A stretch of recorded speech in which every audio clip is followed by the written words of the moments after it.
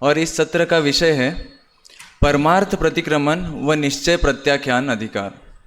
तो देखिए, विगत 3 दिनों से अपनी जो चर्चा चल रही थी वह व्यवहार चारित्र पर चल रही थी। आज और अभी से जो चर्चा प्रारंभ होगी वह निश्चय चारित्र की चर्चा यहाँ से प्रारंभ होने जा रही है। तो इस परिचर्चा के अध्यक्ष पद को सुशोभित करने के लिए मैं आदरणीय डॉक्टर प्रवीण कुमार जी शास्त्री इंदौर इनको बुलाना चाहूँगा। वो आए और अपना स्थान ग्रहण करें।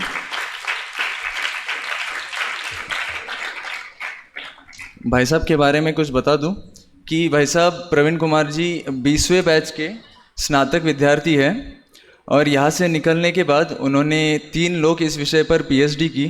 तत्पश्चात कई वर्षों तक ध्रुवधाम महाविद्यालय बांसवाड़ा यहाँ के वो प्राचार्य भी रहे हैं। काफ़ी सालों तक स्मारक में वो अधीक्षक रहे हैं और यहाँ उसके पश्चात ध्रुवधाम में प्राचार्य के रूप में रहे हैं। वर्तमान में ढाई द्वीप इंदौर यहाँ के भी वे प्राचार्य हैं और निरंतर प्रवचन करते रहते हैं। उनका स्वाध्याय चलता ही रहता है। एक बार जोरदार करतल ध्वनि के माध्यम से उनका स्वागत करेंगे। आज के मुख्य अतिथि श्रीमान प्रवीण जी छाबड़ा जयपुर, इनको भी मैं आमंत्रित करना चाहता हूँ। वे आए और अपना स्थान ग्रहण करें। जी। तत्पश्चात जो आज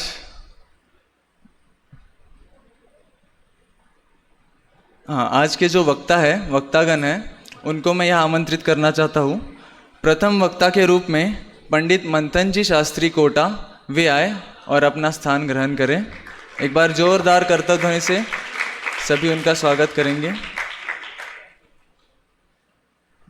द्वितीय वक्ता के रूप में डॉक्टर नीतीश जी शास्त्री दुबई, इनको मैं बुलाना चाहूँगा। वे भी आए और अपना स्थान ग्रहण करें।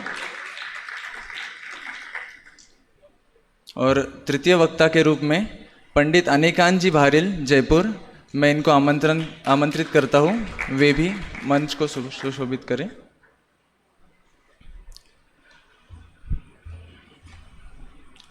चलिए, परिचर्चा का प्रारंभ करने से पूर्व परिचर्चा के मंगलमय मंगलाचरण के लिए मैं आमंत्रित करता हूँ पंडित जिनेन्द्र जी शास्त्री जयपुर, इनको वे आए और आज का मंगलाचरण करके इस परिचर्चा का प्रारंभ करें।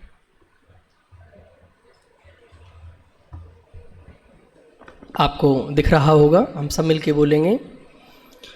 मोह बस इस जीव ने अब तक किए जो, उन सभी का कर प्रतिक्रमण अब हो रहा हूँ मैं अनक। पर भाव को पर जान कर जब उन सभी को छोड़ दे, कहे प्रत्याख्यान तब जब सब विकल्प मरोड़ दे। पुण्य पाप के जो भाव अब तक किए हैं अर कर रहा, उन सभी की हृदय से आलोचना अब कर रहा। भूतकाल में किए गए दोषों का मार्जन कहलाता है प्रतिक्रमण, और भावी काल में करे नहीं वर्तमान के दोषों का परिमार्जन करना आलोचन है। जय जिनेन्द्र। बहुत बहुत धन्यवाद भाई साहब का। अभी प्रथम वक्ता के रूप में मंथन जी को बुलाने से पहले उनका थोड़ा सा परिचय दे देता हूँ। मंथन जी इसी महाविद्यालय के 37वें बैच के विद्यार्थी रहे हैं। अभी यहाँ से निकलने के पश्चात CSU से संस्कृताचार्य उन्होंने कंप्लीट किया और अभी CSU से ही PhD कर रहे हैं। वर्तमान में जो कोटा महाविद्यालय है वहाँ पर अध्यापन का कार्य कराते हैं तथा न्याय, व्याकरण और करना नियोग में इनकी विशेष पकड़ है। अब मैं मंथन जी को आमंत्रित करता हूँ, वे आए और नियम सार के पंचरत्न इस विषय पर अपने विचार प्रस्तुत करें। मंथन जी।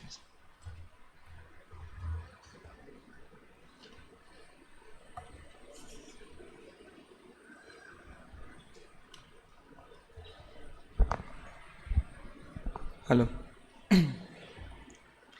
त्वयि सति परमात्मन् मादृशान् मोहमुग्धान् कथमतनुवशत्वान् बुद्धकेशान् यजेहम् सुगतमगधरं वा वागधीशं शिवं वा जितभवमभिवन्दे वागधीशं शिवं वा। ओम नमः सिद्धेभ्यः। साध्यक्ष मंचस्थ गुरुतुल्य समस्त विद्वद्गण, सभा में उपस्थित सर्व सामाजिक विद्वत एवं साधर्मी जन एवं प्रिय विद्यार्थीगण, सभी को सादर जय जिनेन्द्र। आज नियमसार की इस गोष्ठी की श्रृंखला में एक नवीन अधिकार, एक नए भावोन्मेष के साथ प्रारंभ होने जा रहा है। हालांकि पूरी की पूरी विषय वस्तु प्रारंभ से ही, भले ही व्यवहार चारित्र का विषय क्यों न चल रहा हो, कुंदकुंदा आचार्य की भावना तो अंदर अपने फ्लो में ही चल रही है। वो अंदर में ऐसा झूल रहे हैं कि वो हर जगह पर अपन को तो एक जयति समय सारह अनेक कलशों में दिखता चला जाएगा। तो एक शुद्धात्मा को पकड़ करके ही आचार्य भगवंत का निरूपण चल रहा था, परंतु आश्रय अभी तक व्यवहार चारित्र भी चल रहा था, जिसमें हमने देखा कि 5 परमेष्ठियों को नमस्कार किया, व्रत तप आदि में मन वचन को स्थिर करके अन्य काय की चेष्टाओं को छोड़ करके अपने में लगना। अब उन बातों को भी अब आचार्य भगवंत यहाँ से छोड़ने की अब कटिबद्ध उसके लिए हो चुके हैं। और अब यहाँ से जो निश्चय, जो परमार्थ प्रत्याख्यान है, अब उसकी ओर अब आचार्य भगवंत आगे बढ़ रहे हैं। इसके प्रारंभ में एक कलश भी है, उस कलश को थोड़ा सा स्किप करते हुए अपन सीधे 77 से लेकर के 81 नंबर की जो गाथाएं हैं उनको थोड़ा सा अपन देखने की कोशिश करते हैं। कुछ ध्यान में आ रहा होगा तो समय सार की 50 से 55वीं गाथाएं याद आ रही होंगी, पर ये कुछ नया नहीं है। पीछे लगभग 20 गाथाएं ऐसी है जिसमें ये बताया कि मेरे क्षायिक भाव के स्थान नहीं है, औपशमिक भाव के स्थान भी नहीं है, पर अब आचार्य भगवंत कहीं और अब अपने आप को पकड़ने की कोशिश कर रहे हैं। और परमार्थ रूप से प्रतिक्रमण मतलब होता है दोषों का त्याग। इसको दूसरी भाषा में बोले तो दोष नहीं करना, ये भी तो दोषों का त्याग है। मैंने दोष किए, उनको याद करता रहूं, इससे अच्छा एक काम करता हूं, अब मैं अपने में रम जाता हूं, तो वही वास्तव में मेरा परमार्थ प्रतिक्रमण हो जाएगा। तो इसलिए वो अपने स्वरूप का चिंतन करना प्रारंभ किया। और जैसे ही आप लोग शब्द पढ़ रहे होंगे तो समझ में आ रहा होगा कि नाहम, नारय भावों में नरक नहीं, तिर्यंश नहीं, मनुष्य नहीं, देव नहीं, फिर बोलेंगे गुणस्थान नहीं, फिर बोलेंगे बालक नहीं। बार बार बार बार बार बार उस भावना को भा रहे हैं। एक समाज में ये बात चलती है कि कौन नहीं कौन नहीं कौन नहीं कौन नहीं, 200 बातें करने का क्या मतलब। एक बात बोल दो कि क्या मैं शुद्ध बुद्ध चैतन्य आत्मा हूं। अगर आचार्य भगवंत को अपने में रमने की इतनी ही दृढ़ कल्पना संकल्पना थी तो फिर वो इतना ही बोल देते ना कि मैं शुद्ध हूं, निरंजन हूं, एक हूं, अभेद हूं। इसी बात की वो गाथाएं भी लिख देते हैं। तो ये बात आई कहाँ से? इसके लिए मैं आप लोगों को, चूंकि आप सब न्याय विद्या का अध्ययन करते हैं, तो इसके बीज में ले चलना चाहता हूं। अपन चलते हैं परीक्षा मुख के 3रे अध्याय के 22 प्रकार के हेतुओं के निरूपण के विषय में। वहाँ पर एक 82 नंबर का एक बार सूत्र पहले एक बार स्क्रीन पे ले आए। 82 वहाँ पर ऐसे तो 4 प्रकार के हेतु होते हैं, उसमें 2 पहले भेद करते हैं, विरुद्ध और अविरुद्ध। उनके दो प्रकार के भेद होते हैं, उपलब्धि और अनुपलब्धि। तो इस प्रकार से विरुद्ध उपलब्धि, विरुद्ध अनुपलब्धि, अविरुद्धोपलब्धि, अविरुद्धानुपलब्धि, इस प्रकार से 4 हेतु है जिनके आगे जाकर के 22 भेद हो जाते हैं। हेतु का काम क्या होता है? हेतु का काम होता है अपने साध्य तक पहुंचाना। सिंपल सी बात है, धुआं देखा, धुआं देखते ही पता चल गया अरे ये तो क्या है, अग्नि है। तो जिससे साध्य का ज्ञान हो सके वो होता है हेतु। अब सामने प्रत्यक्ष में तो आत्मा किसी को दिख ही नहीं रहा है, इसलिए आचार्य भगवान ने तत्वार्थ राजवार्तिक में कहा कि मार्ग तो पकड़ में ही नहीं, तो क्या करे। अलग अलग प्रकार से सब अपना अपना स्वरूप बता रहे हैं कि ये होगा ये होगा ये होगा, तो दिख नहीं रहा है प्रत्यक्ष। अग्नि दिख रही है तो सबने मान लिया गर्म है, पर मोक्ष मार्ग सामने एकदम पक्का नहीं दिख रहा है कि यही मोक्ष को लेके जा रहा है। तो विप्रतिपत्तियां खड़ी हुई। तो क्या करना पड़ेगा? सही आत्म तत्व पकड़ने के लिए सही हेतु पकड़ना जरूरी है। तो उसमें 85 नंबर का ये जो विरुद्ध अनुपलब्धि जो हेतु होता है, ये 3 प्रकार का होता है। विरुद्ध अनुपलब्धि जो हेतु है वो 3 प्रकार। तो क्या क्या है? तो वो विरुद्ध, कार्य, कारण और स्वभाव, तीनों प्रकार की अनुपलब्धि। कार्य नहीं होना, कारण नहीं होना, स्वभाव नहीं होना। अपन सीधे चलते स्वभाव अनुपलब्धि के ऊपर। 85 नंबर का जो सूत्र है, अब ये 85 नंबर का जो सूत्र है ये क्या कह रहा है? अनेकांतात्मकम वस्तु एकांत स्वरूपानुपलब्धे है। कि विरुद्ध मतलब होता है उल्टा, है ना, और अनुपलब्धि मतलब नहीं मिलना। तो मुझे इसका जो उल्टा है वो नहीं मिला, है ना, तो वो पकड़ने की कोशिश करनी है। तो ये बोल रहे हैं कि वस्तु कैसा है? तो अनेकांतात्मक है। कैसे पता चला? कि एकांत रूप वस्तु मुझे मिल ही नहीं रहा, तो विरुद्ध के कारण से वो अनुपलब्धि को पकड़ रहे हैं। तो ऐसे ही यहां पर अब अपन आते हैं इन गाथाओं के ऊपर वापस नियम सार में, कि आचार्य भगवंत क्या है? श्रद्धा है, वो निराश्रय नहीं खड़ी रहती है। कहीं ना कहीं श्रद्धान तो वो पकड़ ही लेता है, तो वो हवा में नहीं रुक सकती। श्रद्धान को एक जगह से हटाओ तुरंत पकड़ लेती है। तो अपने मन में जो विचार चल रहे होते हैं, मैं बोलता हूं कि मैं शुद्ध बुद्ध हूं, और इतने में कुछ मान लो ठंड लग गई है, किसी ने बोला आचार्य भगवंत, या किसी ने बोला मनुष्य सुनो सभी लोग, तो लगता है कि अरे हाँ मनुष्य, तो बोल रहे आचार्य भगवंत ना हम मनुष्य ना हम नारको। तो ये बार बार बोल रहे कि देखो नरक पर्याय से जो प्राप्त हो रहा है वो मैं नहीं हूं, मनुष्य मैं नहीं हूं। इतने में मान लो श्रद्धान चाहता है कि चलो ये गुणस्थान मार्गण स्थान वाले भाव तो मैं हूं। कहीं ना कहीं श्रद्धान अपने आप को पकड़ने की कोशिश करते। जो ज्ञान की परिणति का विषय बनता है, या तो उसमें अहम करेगा या तो उसका त्याग करेगा। तो बात यह है कि ज्ञान का विषय चूंकि स्वपर प्रकाशक है और दुनिया भर की बातें दिमाग में आएंगी, तो स्व में बसना और पर से खसना दोनों इक्वली इंपॉर्टेंट है। और उसमें भी प्रारंभिक स्थल पर यदि कहें तो पर से खसना जरूरी है। इसका मैं एक उदाहरण देकर के आपको एक थोड़ी सी बात बताना चाहता हूं, और फिर इन गाथाओं को, जो नियम सार की गाथाओं को स्क्रीन पर ले आए। इन गाथाओं में वास्तव में ये कारण क्या है कि इन भावों से अपन भेद कर रहे हैं। और एक और बात जो आचार्य भगवंत की परिणति को दर्शाता है इन गाथाओं के माध्यम से, उसकी भी अपन चर्चा यहाँ पर करेंगे। उदाहरण इस प्रकार से है कि एक बालक था और वो अपने माता पिता के साथ बड़े हंसी खुशी रहता था, और उसको कोई डाउट नहीं है कि यही मेरे माता पिता है। एक दिन कोई एक जन आकर के बोला कि भाई ये जो तुम देख रहे हो ना, जिसके साथ रह रहे हो, ये तुम्हारे माता पिता नहीं है। तो बोला क्या बात करते हो, मैं 20 साल हो गए इनके साथ रहता हूं, तुम मजाक करने लग रहे हो, और तुम होते कौन हो, तुम कौन जानते हो। तो एक बार बात हो गई, 2 बार हो गई, पर उसके मन में संकोच हो गया कि अरे ये क्या हो गया। उसको रात भर नींद नहीं आई, पर अभी भी उसका श्रद्धान, अभी वो अपने नए माता पिता को ढूंढने जाएगा क्या? नहीं जाएगा। क्यों नहीं जाएगा? क्योंकि जहां उसका श्रद्धान फंसा हुआ था, जहां वो अपनत्व मान रहा है, जब तक वो छूटेगा नहीं, वो श्रद्धान जब तक टूटेगा नहीं, तब तक वो असली माता पिता के अन्वेषण के प्रति प्रवृत्ति ही प्रारंभ नहीं होगी।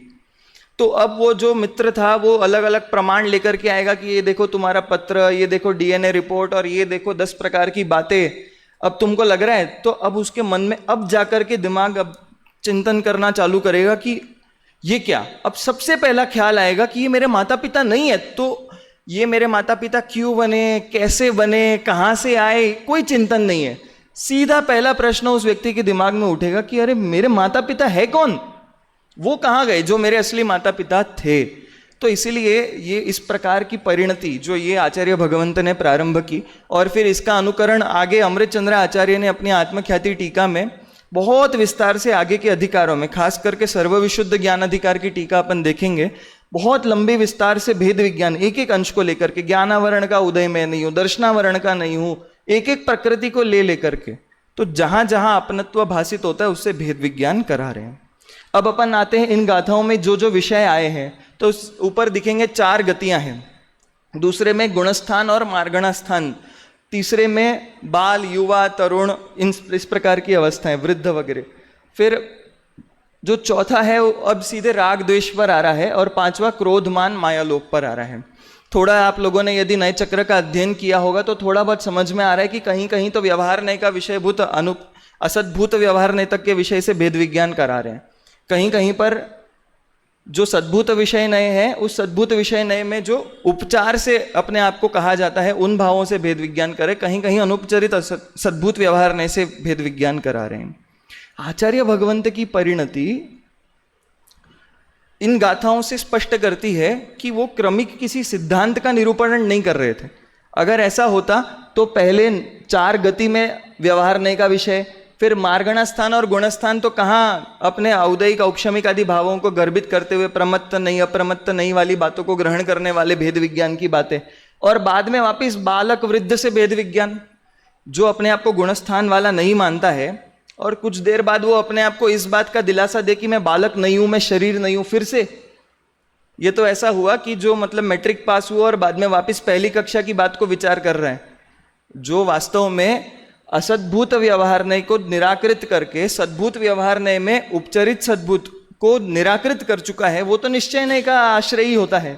तो क्रम तो नए चक्र का यही है, परंतु यहां पर आचार्य भगवंत किसी सैद्धांतिक क्रम को नहीं बताते हुए अपनी भावना में जो भी उनको कभी लग रहा होगा कि मन में जो भी आ रहा है कि ये बालक जो भी विषय बन रहा है, भेद विज्ञान करते जा रहे हैं। कोई क्रम का विचार यहाँ पर आचार्य भगवंत नहीं कर रहे हैं कि ज्ञान में मानो कुछ आया कि ये बालक, तो बोले नहीं बालक भी नहीं, बोले ये कोई क्रम का यहाँ पर विचार स्पष्ट रूप से नहीं है।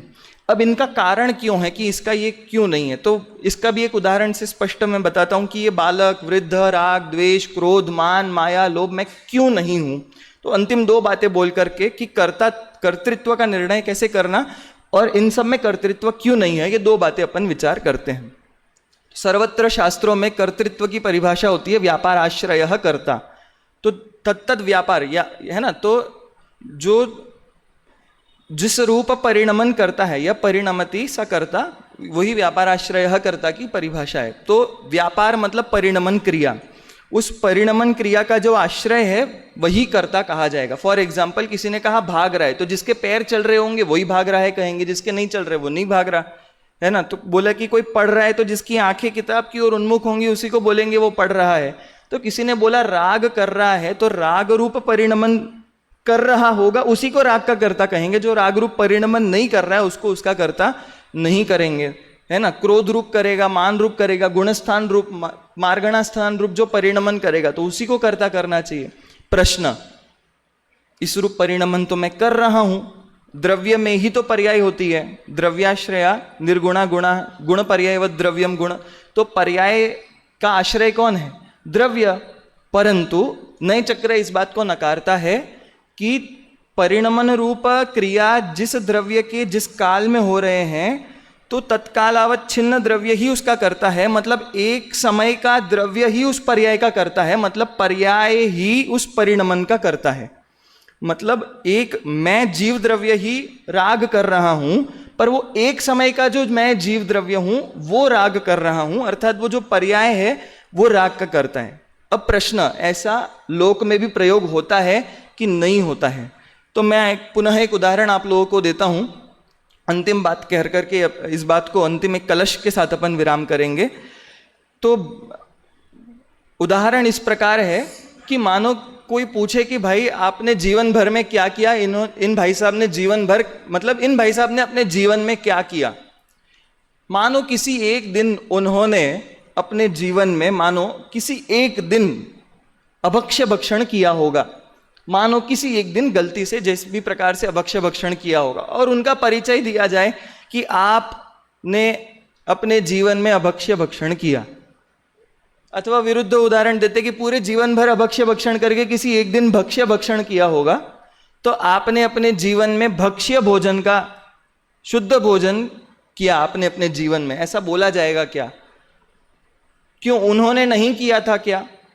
किया उन्होंने होगा, परंतु परिचय उस चीज का दिया जाता है जो पर्याय एक पर्याय से नहीं प्राप्त होती है। तो जीवन भर का वो व्यक्ति उसका कर्ता नहीं कहा जाएगा, उस दिन का जो आदमी है उसको ही उसका कर्ता कहा जाता है।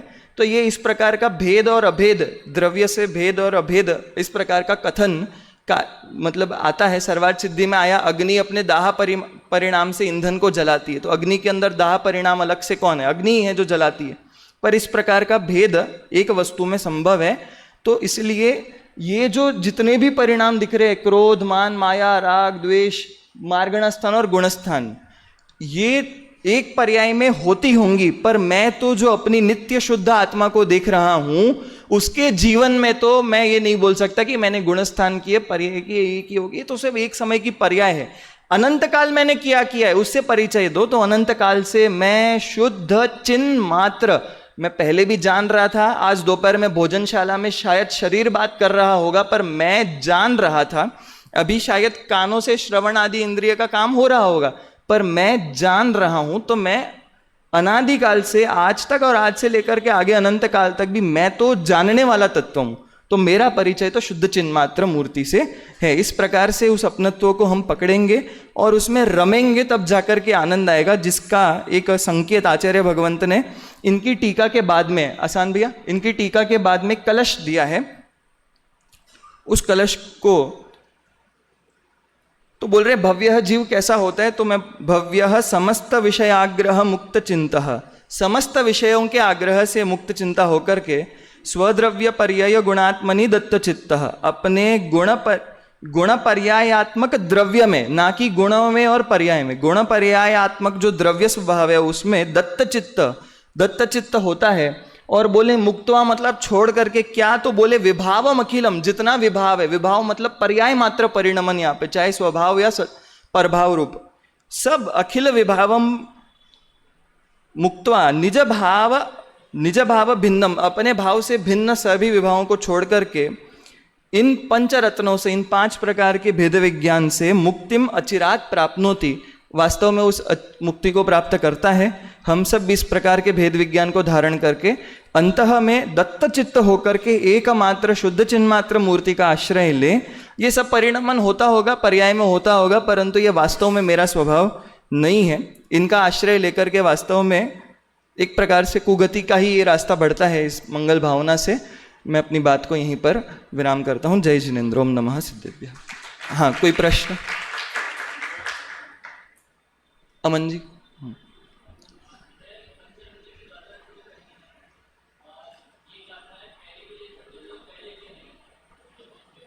ठीक है, एक और, हाँ, आपका प्रश्न है इन गाथाओं को पंचरत्न नाम से क्यों जाना जाता है, और दूसरा इनको पहले क्यों नहीं कहा गया था। ये सब आपका कुछ प्रश्न?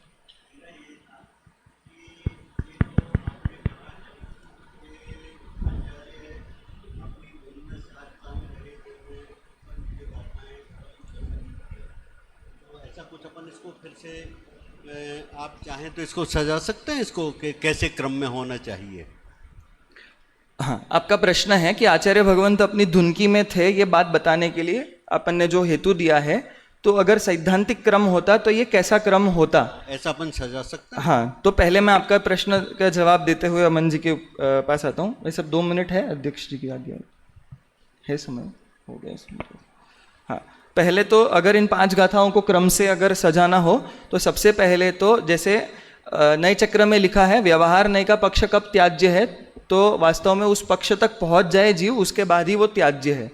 तो सीधा सा उपाय ये है कि जो असद्भूत व्यवहार नय के कथन है, उसमें पहले उपचरित असद्भूत, जो नरक आदि तिर्यंच आदि पर्याय हैं उनको, है ना, उस तो वो असद्भूत व्यवहार नय में है। वैसे ही बाल, युवा और वृद्ध की पर्याय है वो असद्भूत व्यवहार नय में। सद्भूत व्यवहार नय में जब अपन आते हैं, तो उसमें राग, द्वेष, मोह, क्रोध, मान, माया, ये सब जो है वो उपचरित सद्भूत के विषय होने से उनका पहले त्याग करते हैं। गुणस्थान, मार्गणस्थान जब विशेष रूप से होंगे तो 2 भागों में विभक्त होते हैं, पर सामान्य रूप से एक जब होंगे तो वो सद्भूत के अनुपचरित के होंगे। अध्यक्ष जी का माइक प्लीज ऑन कर दीजिए। हेलो, अभी यहाँ पर जो 5 गाथाएं कहीं, उसमें आपका जो प्रश्न था, इसको क्रम से सजा के बताइए नयों में। तो अभी पहले शायद इन्होंने बोल दिया उपचरित असद्भूत, भी बोला क्या? नहीं, जो असद्भूत है सीधे, हाँ, नारक आदि है वो असद्भूत के विषय ऐसा। हाँ, उपचरित के तो अभी विषय ही नहीं है। हाँ, क्योंकि इसे यहाँ पर उपचरित असद्भूत की तो बात ही नहीं की, बात ही नहीं आई।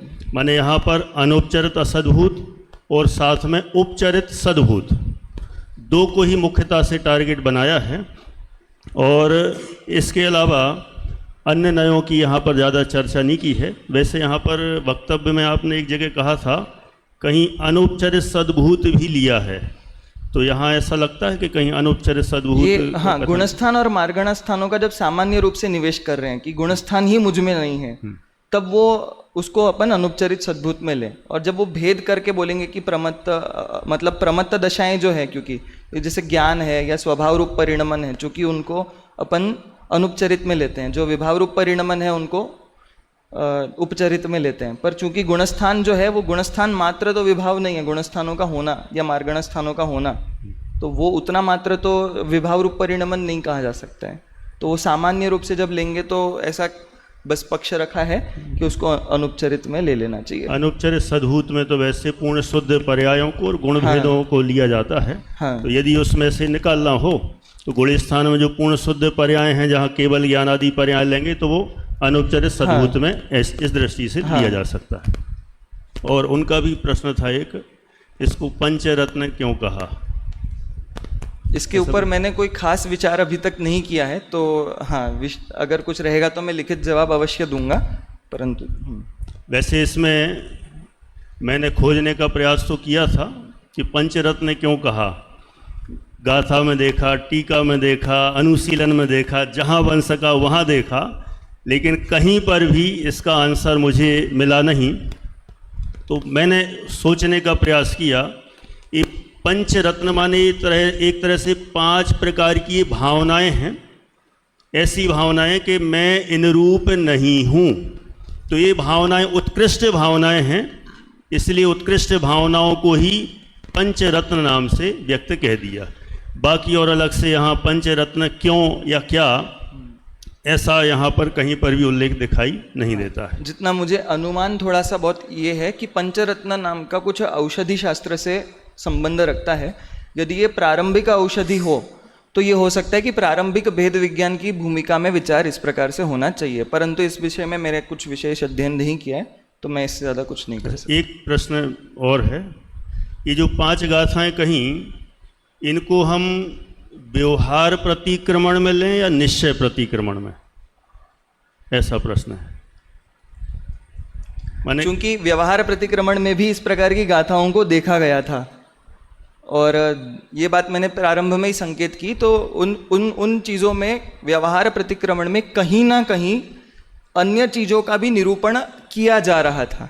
मतलब हो सकता है कि वो बीच बीच में काय मनोवचन काय गुप्ती के विषय में बात कर रहे थे, या पर अन्य प्रकार के कार्य ये क्रिया आदि को का भी निरूपण कर रहे थे, पंचपरमेष्ठी के स्वरूप का निरूपण कर रहे थे। तो हो सकता है कि उस प्रकार के निरूपण के साथ भेद विज्ञान की बात आ रही थी, इसलिए व्यवहार प्रत्याख्यान जो आया अधिकार, उसमें भी भेद विज्ञान की बात नहीं है, ये तो है ही नहीं, क्योंकि वहाँ पर भी बात तो इसी प्रकार की चली रही थी।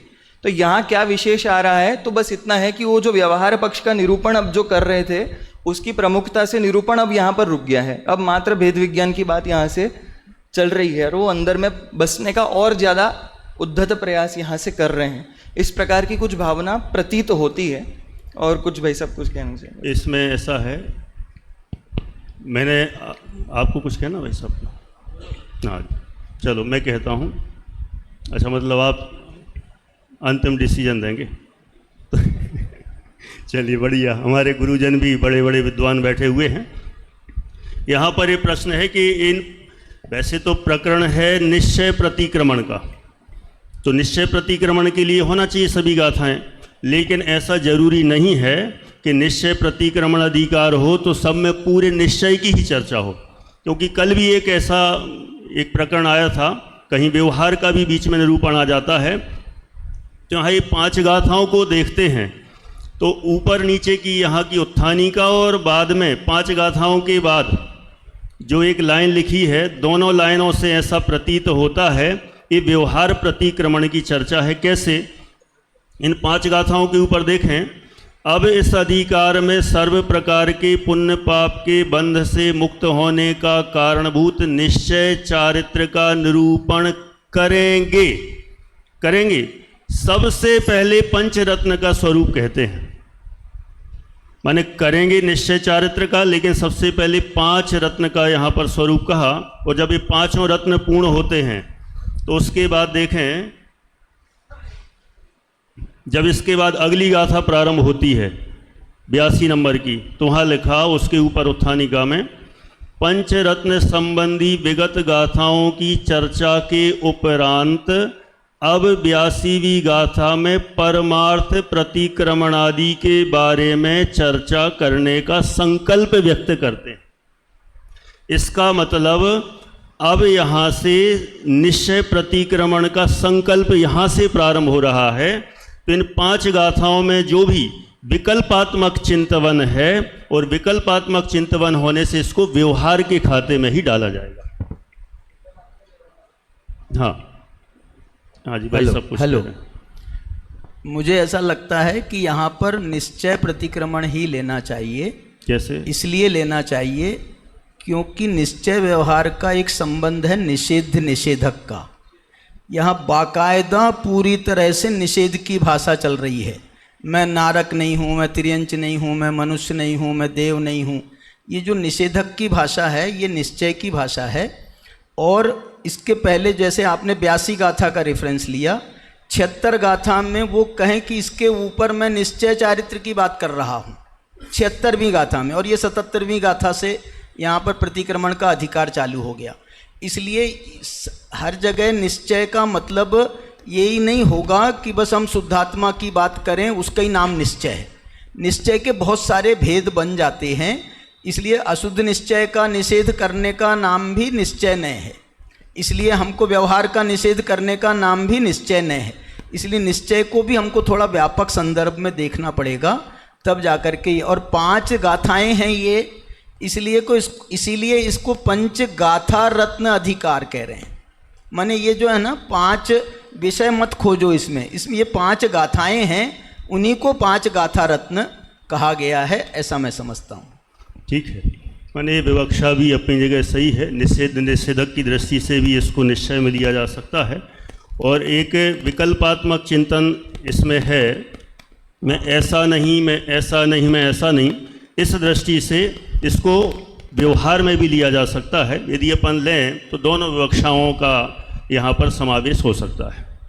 चलिए, बाकी बहुत अच्छा यहाँ से वक्तव्य प्रस्तुत किया, नई चीज़ निकाली थोड़ी, क्योंकि ये विषय तो जो इसमें दिया गया है सो दिया ही गया है। इसके अलावा न्याय से उन्होंने परीक्षा मुख से भी अपनी अलग शैली में, क्योंकि वे न्याय का भी बहुत गहरा अध्ययन करते हैं और करणानुयोग का भी अच्छा अभ्यास है, इसलिए दोनों एंगल से उन्होंने नया चिंतन देने का प्रयास किया है। बहुत बहुत बधाई। बहुत बहुत धन्यवाद भाई साहब का। एक बार जोरदार कर्तव्यध्वनि से मंथन जी का स्वागत करेंगे। मैं कृतकारित और अनुमोदना से किसी भी पदार्थ तथा उसकी पर्याय का कर्ता नहीं हूँ, इस प्रकार का विषय अभी प्रस्तुत किया था। अभी अगले क्रम में अगले वक्ता के रूप में डॉक्टर नीतीश जी हमारे यहाँ है। नीतीश जी के बारे में बताएं तो भाई साहब 17वें बैच के स्नातक है और विगत 10 वर्षों से दिल्ली प्राइवेट स्कूल दुबई यहाँ पे वे कार्यरत है तथा वर्तमान में शाहजहाँ में हिंदी विभाग अध्यक्ष के रूप में वे कार्यरत है। मैं उनसे निवेदन करता हूँ कि वे आए और परमार्थ प्रतिक्रमण का प्रारूप इस विषय पर अपने विचार व्यक्त करें।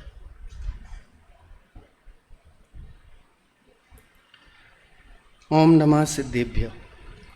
नमियोणजिणं वीरम् अनन्तवर्णाणदंसन सहावं वोच्छामिणियं सारं केवली सुध केवली भणिदम्।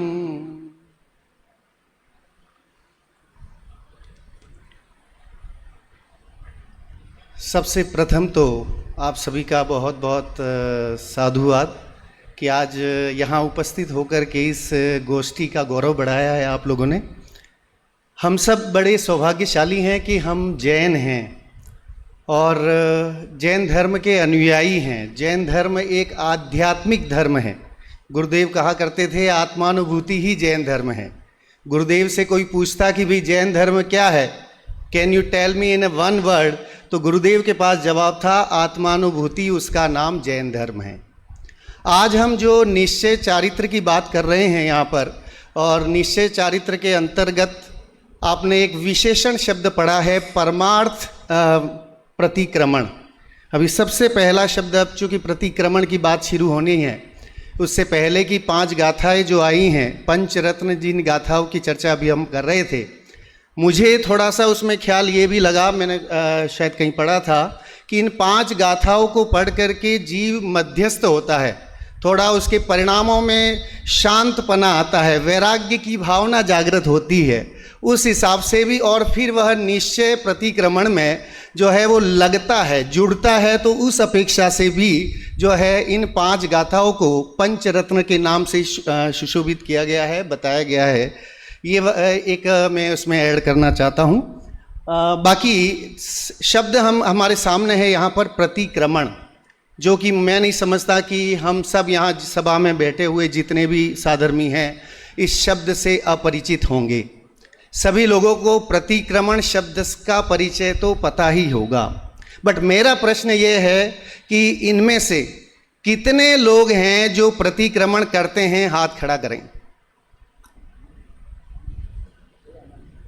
मुश्किल से 1 या 2 लोग हैं जिन्होंने हाथ खड़े किए हैं कि साहब हम प्रतिक्रमण करते हैं। देखिए, प्रतिक्रमण बोलने की क्रिया का नाम नहीं है। प्रोफेसर सुदीप जी की मैं उनकी लिखी हुई प्रतिक्रमण से संबंधित एक पुस्तक में उसको खगाल रहा था, तो उसमें उन्होंने ये चीज़ लिखा, देख रहा था तो, कि प्रतिक्रमण जो है वो बोलने की क्रिया, व्यवहार प्रतिक्रमण की बात कर रहा हूँ, तो बोलने की क्रिया का नाम प्रतिक्रमण नहीं है कि जो प्रतिक्रमण पाठ है उसको हमने पढ़ लिया तो इसका मतलब प्रतिक्रमण हो गया। नियम सार के हिसाब से प्रतिक्रमण क्या है उसकी चर्चा तो अपन अभी इन 13 गाथाओं का जो एक गुच्छा है, समूह है, जिसमें आचार्य श्री ने प्रतिक्रमण के, परमार्थ प्रतिक्रमण के बारे में बताया है। आप में से मैं पूछना चाहता हूं कि आज के पहले, मतलब इससे पहले कितने ऐसे लोग हैं ये जानते हैं कि परमार्थ प्रतिक्रमण भी कोई प्रतिक्रमण है, या प्रतिक्रमण के आगे विशेषण परमार्थ भी लगता है? इसके बारे में किस किस को जानकारी थी? तो मुश्किल से 1 या 2 हाथ खड़े हो रहे हैं जो स्वाध्यायी होंगे, जिन्होंने नियम सार का स्वाध्याय किया होगा, वो ही बता पाएंगे। अदरवाइज तो परमार्थ प्रतिक्रमण कौन सी चीज़ है ये हमें नहीं पता है। तो आज की इस गोष्ठी की उपलब्धि ये है कि यहाँ बैठने वाला हर एक श्रोता परमार्थ प्रतिक्रमण से प्रत्यक्षीभूत हो जाएगा, वो जान जाएगा कि आखिर परमार्थ प्रतिक्रमण क्या चीज़ है, और करने लायक अगर कोई चीज़ है तो वह है परमार्थ प्रतिक्रमण। और वो प्रतिक्रमण हमारे बस की काम, हमारे उसमें नहीं है, हमारे दायरे में नहीं है, हम श्रावकों के दायरे में परमार्थ प्रतिक्रमण नहीं है। हालांकि पात्र की अपेक्षा से 2 प्रतिक्रमण बताए हैं, एक है देशव्रती श्रावकों का प्रतिक्रमण और बाकी यतियों के लिए आता है यति प्रतिक्रमण। सो मुनिराजों की अपेक्षा से जो कि परमार्थ प्रतिक्रमण है, हमारे भावलिंगी संत वन जंगलों में बैठ कर के अपनी आत्मा की धुनी लगाते हैं और समस्त संकल्प विकल्पों का परित्याग करके और उस शुद्ध चैतन्य चित्त चमत्कार उस आत्म तत्व का समझ लीजिए कि रसास्वादन करते हैं, तो उस अवस्था का नाम भी प्रतिक्रमण बोला। अभी सारी चर्चाएं जो 13 गाथाओं में उन्होंने आचार्य श्री ने बताया कि किस किस तरह ध्यान को भी प्रतिक्रमण बोला, कि वो जो ध्यान है, जिस तरह से वो ध्यान किया जा रहा है, जिससे आत्मा की उपलब्धि हो रही है, जिससे पूर्ण आनंद की प्राप्ति हो रही है, वह प्रतिक्रमण है। इसकी चर्चा ये हमारे लिए बड़ा दुर्भाग्य है। मतलब आप देखिए, अन्य धर्मों में अगर आप देखेंगे तो उनके कुछ सर्टन रूल्स हैं, वो लोग उसको कट्टरता से पालन करते हैं, लेकिन हमारे यहाँ दिगंबर धर्म में जो है प्रतिक्रमण सिर्फ और सिर्फ भादों में शायद मुश्किल से 1-2 बार पढ़ लिया जाता है, कर लिया जाता है, वो क्रिया या औपचारिकता के माध्यम से। क्या गलती का एहसास, पहली बात तो गलती का एहसास हो, फिर एहसास हो तो फिर उसकी जो है वो क्षमा याचना की जाए। तो ये क्रिया कितनी देर करनी चाहिए? आपको है ना, हमने किसी का बुरा कर दिया, अब ये बुरा कर दिया तो हमें रियलाइज़ हो गया कि हाँ मैंने अच्छा नहीं किया, उसके साथ बहुत बुरा हुआ, मुझे ऐसा नहीं बोलना चाहिए था, या मुझे उसके साथ ऐसा बिहेवियर नहीं करना चाहिए था। तो ये जैसे ही आपको रियलाइज़ हुआ उसके बाद आप क्या करोगे? तो उसके बाद एक शब्द निकलता है अपने यहाँ, तो सॉरी। तो सॉरी आधुनिक शब्द है और हमारे यहाँ अनादिकाल से आचार्यों ने, भगवंतों ने, खासकर जैसा कि शास्त्रों में वर्णित है कि आदिनाथ भगवान से प्रतिक्रमण की उनकी गणधर से शुरू हुई और भगवान महावीर स्वामी के गौतम गणधर स्वामी ने अपने शिष्यों के द्वारा इसको नियमबद्ध कर दिया कि प्रतिक्रमण का जीवन में, लौकिक जीवन में, मतलब हमारे उसमें उसका अनुपालन होना चाहिए। लेकिन एज ए हम श्रावक हैं, लेकिन श्रावक होने की अपेक्षा से उस प्रतिक्रमण की स्टेज या उस प्रतिक्रमण के बारे में हम विचारते नहीं हैं, सोचते नहीं हैं। परमार्थ प्रतिक्रमण तो अभी दिल्ली दूर है, हम तो व्यवहार प्रतिक्रमण भी कहें तो वो भी हमारा नहीं होता है। सो अभी भाई मेरे पूर्व वक्ता ने बताया कि प्रतिक्रमण पूर्व किए गए दोषों, पूर्व में हुए दोषों का रियलाइजेशन होना और उसके साथ उसका पश्चाताप करके आगे वो दोष नहीं हो, उसके लिए जो है कृत संकल्प होने की प्रक्रिया का नाम है परिमार्जन का नाम है प्रतिक्रमण। सो यहाँ पर लिखा हुआ है भूतकाल के दोषों का परिमार्जन करना, उसका नाम है सामान्य प्रतिक्रमण।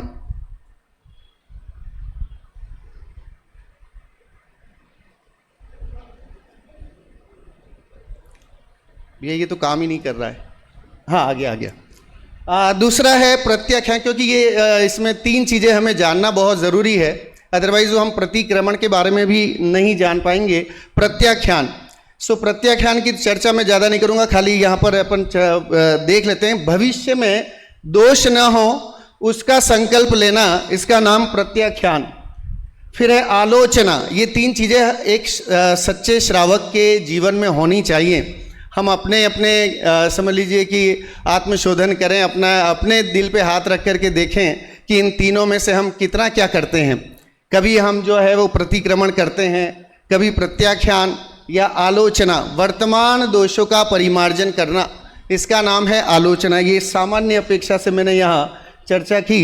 आज की हमारी जिसकी हम चर्चा करने वाले हैं परमार्थ प्रतिक्रमण के बारे में, 82 से 94 की ये गाथाएं हैं जिसमें विभिन्न प्रतिक्रमण के परमार्थ प्रतिक्रमण क्या चीज़ है, आचार्य श्री ने इसका यहाँ पर बहुत अच्छी से मतलब सुंदरता से उसका वर्णन किया है। निश्चय और व्यवहार प्रतिक्रमण में हम अंतर जानेंगे।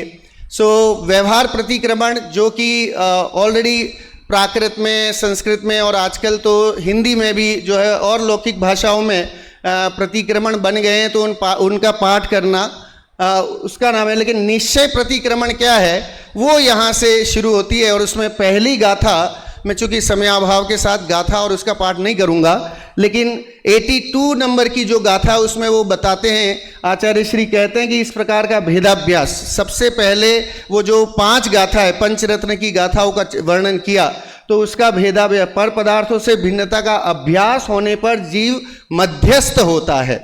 अब उसे ये रियलाइज होता है कि मैं ये नहीं हूँ, मैं वो नहीं हूँ, मैं ये सारी चीज़ें उनसे हट करके अब मुझे जाना कहाँ है, इसका निर्णय जो है वो इन गाथाओं के माध्यम से, अग्रिम जो गाथाएं आने वाली हैं उसके माध्यम से करके, और पूर्ण परमार्थ प्रतिक्रमण क्या है इसका एहसास यहाँ पर हमें दृढ़ निश्चय करवाएंगे।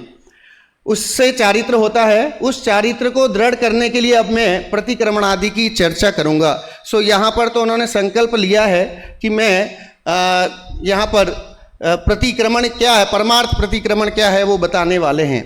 83 नंबर की यह गाथा है आपके सामने।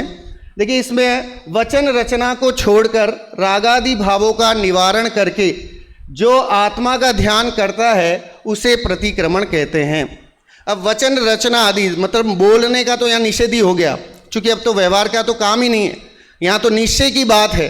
तो निश्चय में बोलने का काम ही नहीं कि हम सोचे कि हम कितने पाठ कर लें कि आत्मा का ध्यान हो जाएगा, या जो हम प्रतिक्रमण कर रहे हैं, चाहे वो भादों में कर रहे हों, 10 लक्षण पे कर रहे हों, या जैसा भी, अब जनरली तो उसके प्रतिक्रमण के कई भेद बताए हैं। दिन में करने वाला प्रतिक्रमण, रात्रि के दोषों का सुबह है ना, मॉर्निंग में उठ करके करने वाला प्रतिक्रमण, अष्टानिक प्रतिक्रमण, मासिक प्रतिक्रमण, चातुर्मासिक प्रतिक्रमण, ऐसे ही सुबह भाई साहब शांति जी बता रहे थे सांवत्सरिक प्रतिक्रमण, ऐसे प्रतिक्रमण के अनेक भेद बताए हैं।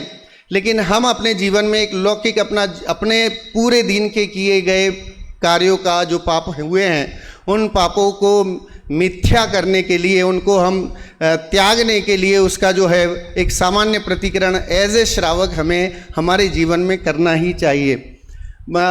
सो यहाँ पर उन्होंने कहा कि वचन रचना को छोड़कर रागादि भावों का निवारण करके जो आत्मा का ध्यान करता है उसे प्रतिक्रमण कहते हैं।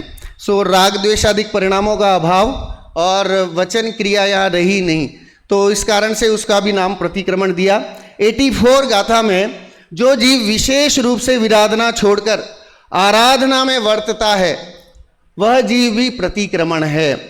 अब देखिए, राध शब्द का अर्थ बताया था सुबह शांति जी ने विधान में कि आत्मा, और विराधना मतलब आत्मा का ख्याल नहीं करना, आत्मा की खोज नहीं करना, उसका नाम है हम आत्मा की इंसल्ट कर रहे हैं, हम आत्मा का घात कर रहे हैं, हम आत्मा को नहीं जान रहे हैं।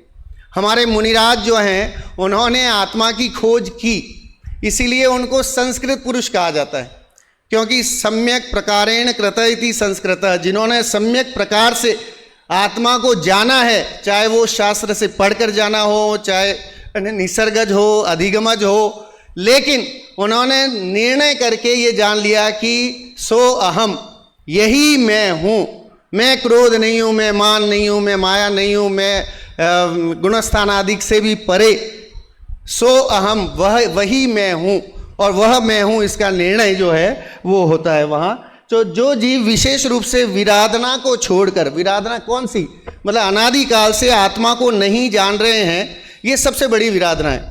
मुझे भी इसमें पूछना है, और हमारे अध्यक्ष महोदय और भाई साहब राकेश जी और विशेष उसका खुलासा करेंगे। इन गाथाओं में 90 नंबर की गाथा का प्रतिक्रमण से थोड़ा लेना देना लगता नहीं है मुझे। उसमें सिर्फ उन्होंने लिखा मिथ्यात्व आदिक भाव तो भाए सुचिर इस जीव ने, सम्यक्त्व आदिक भाव पर भाए नहीं इस जीव ने। वहाँ ये कहकर के छोड़ दिया मिथ्यात्व आदिक भाव अनादि से किए हैं और सम्यक्त्व आदिक भाव किए हैं। बाकी सब गाथाओं में प्रतिक्रमण क्या है ये चीज़ बताई, लेकिन 90 में वो प्रतिक्रमण शब्द का या वैसा उल्लेख नहीं करके सामान्य एक बात कही। तो ये हो सकता है कि इस कड़ी की गाथा है या इस कड़ी की नहीं है, क्रम की नहीं है, ये मुझे भी इसमें थोड़ा सा जानकारी करनी है, तो वो खुलासा आप लोग करेंगे। सो मिथ्यात्व आदिक भाव तो इस जीव ने बहुत लंबे काल से भाए हैं, परंतु सम्यक्त्व आदिक भाव को कभी नहीं भाया।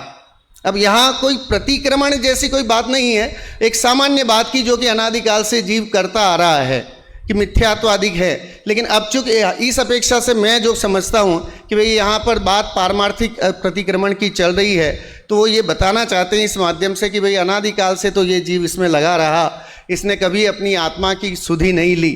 लेकिन अब चूंकि परमार्थ प्रतिक्रमण जो है वो आत्मा के द्वारा, आत्मा से आत्मा के द्वारा किया जाने वाली प्रक्रिया है, ये आत्मा के लिए ही है ना, और आत्मा के अपने स्वयं के कल्याण के लिए ही है। तो उस अपेक्षा से भी यहाँ बात ये है। आगे जो है 91 गाथा मिथ्या दर्शन, मिथ्या ज्ञान और मिथ्या चारित्र की पूर्णतः छोड़कर जो सम्यक दर्शन ज्ञान चारित्र को भाता है वह जीव स्वयं प्रतिक्रमण है। सो यहाँ प्रतिक्रमण जो मिथ्या दर्शन ज्ञान चारित्र को छोड़ करके सम्यक दर्शन ज्ञान चारित्र की बात की है।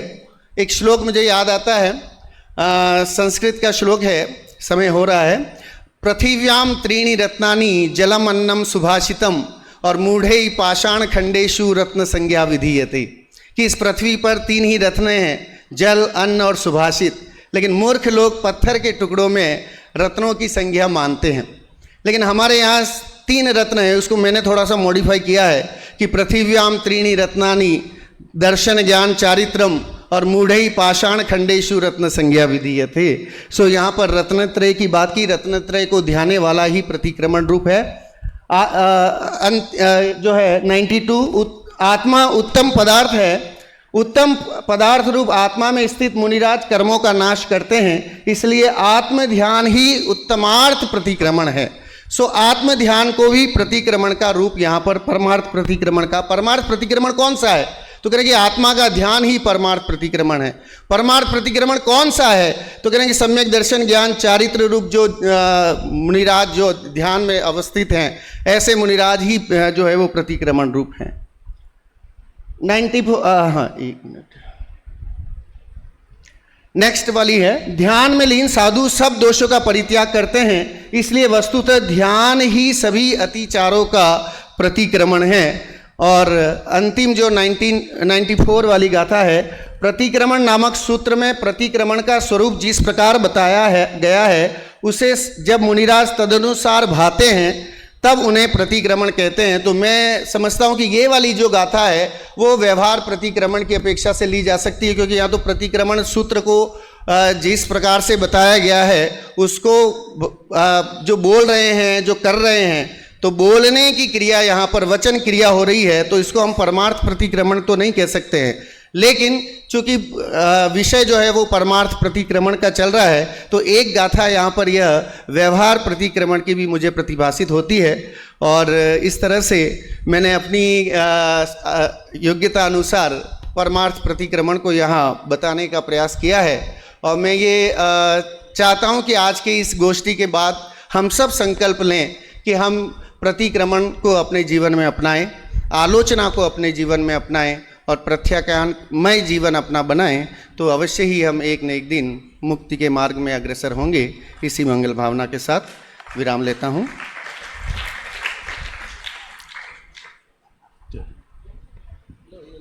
किसी की कोई हेलो, जय जी। आपने जो ये प्रतिक्रमण वचन से बात कही ना, वचन से बोलना, जो तरह तरह के भेद बताए, संवत्सरिक या प्रतिक्रमण, ये सब, तो इसका नाम व्यवहार प्रतिक्रमण है क्या? पहला तो ये क्वेश्चन है। दूसरा ये है कि जैसे भूतकाल के दोषों का विचार करें तो परिमार्जन करें तो उसका नाम प्रतिक्रमण है। तो भूतकाल के दोष यदि हम वर्तमान में याद करते रहें तो उसका नाम आर्त ध्यान नहीं है? देखिए, दो चीज़ें हैं। एक तो गलती करना और गलती का एहसास हो जाना। अब गलती का एहसास हो गया तो उसमें गलती का एहसास होने के बाद आपके परिणाम कैसे होंगे कि मध्यस्थ भाव होगा कि मैंने बहुत बड़ा गलत कर दिया। तो वहाँ पर वो है शोधन की प्रक्रिया। अब आगे अगर ये रियलाइजेशन है तो शुद्ध होगा, तो उस पर विचार करके आगे नहीं करने का संकल्प ले सकता है। लेकिन उस परिणाम को हम जो है वो उस रूप में नहीं मान सकते हैं कि वहाँ पर आर्त या रौद्र रूप परिणाम हो रहे हैं, क्योंकि वहाँ पर जीव जो है अपने किए गए पूर्वकृत किए गए पापों का शोधन करने के लिए अग्रसर हो रहा है। तो उस अपेक्षा से तो वो नहीं है। बाकी वचन क्रिया तो जो है वो व्यवहार ही है, तो उस अपेक्षा से उसको व्यवहार प्रतिक्रमण कहा गया है। हाँ, एक और आपने कहा था कि श्रावक को नहीं होगा परमार्थ प्रतिक्रमण, तो फिर हमारा बैठना यहाँ पे निष्फल हुआ। नहीं, लेकिन श्रावक अगर जानेगा नहीं परमार्थ प्रतिक्रमण तो उस तक पहुंचने की प्रक्रिया कैसे करेगा? फिर अभी बीच में गाथा आई थी, रत्नत्रय को भी वहां पे प्रतिक्रमण कहा, तो हमें नहीं होगा फिर रत्नत्रय। देखिए, परमार्थ प्रतिक्रमण सिर्फ और सिर्फ यतियों के लिए ही है। यह जो प्रक्रिया है वो तो यतियों को ही होगी। परमार्थ प्रतिक्रमण जो है, बात भी आई ना, राग आदि को छोड़ना भी प्रतिक्रमण है, तो हम नहीं छोड़ सकते क्या?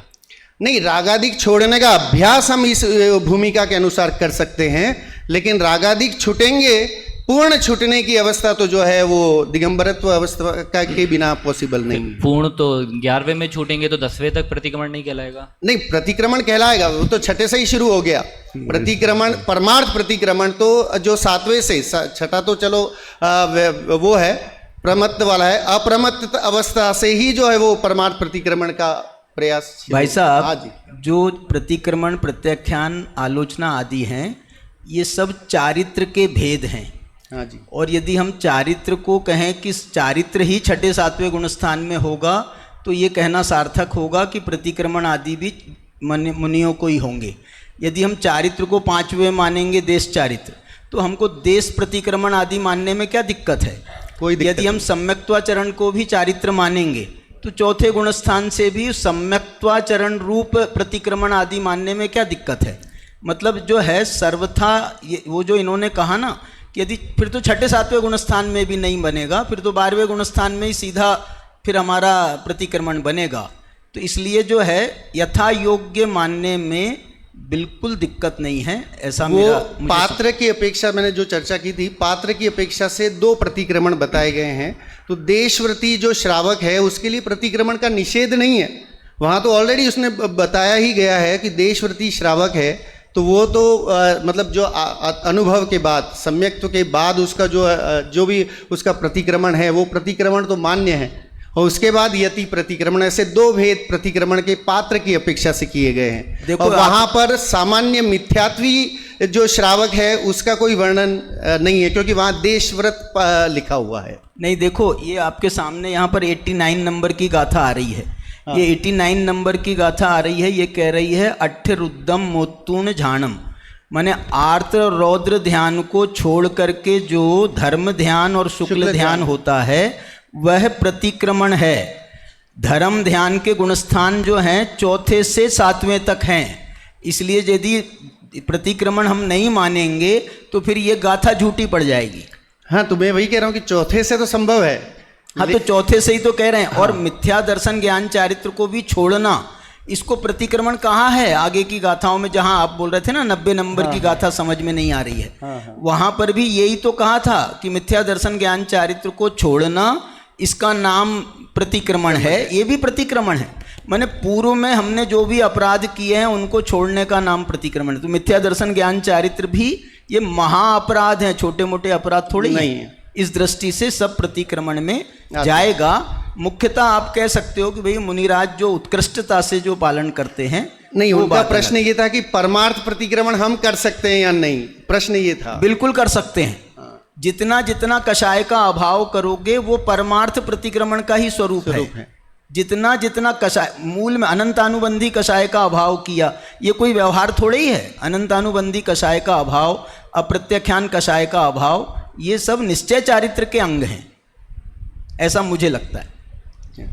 आप बताइए अध्यक्ष महोदय। वाह, अध्यक्ष महोदय तो आप ही हो मुझे लगता है। हम तो बैठे हैं बस।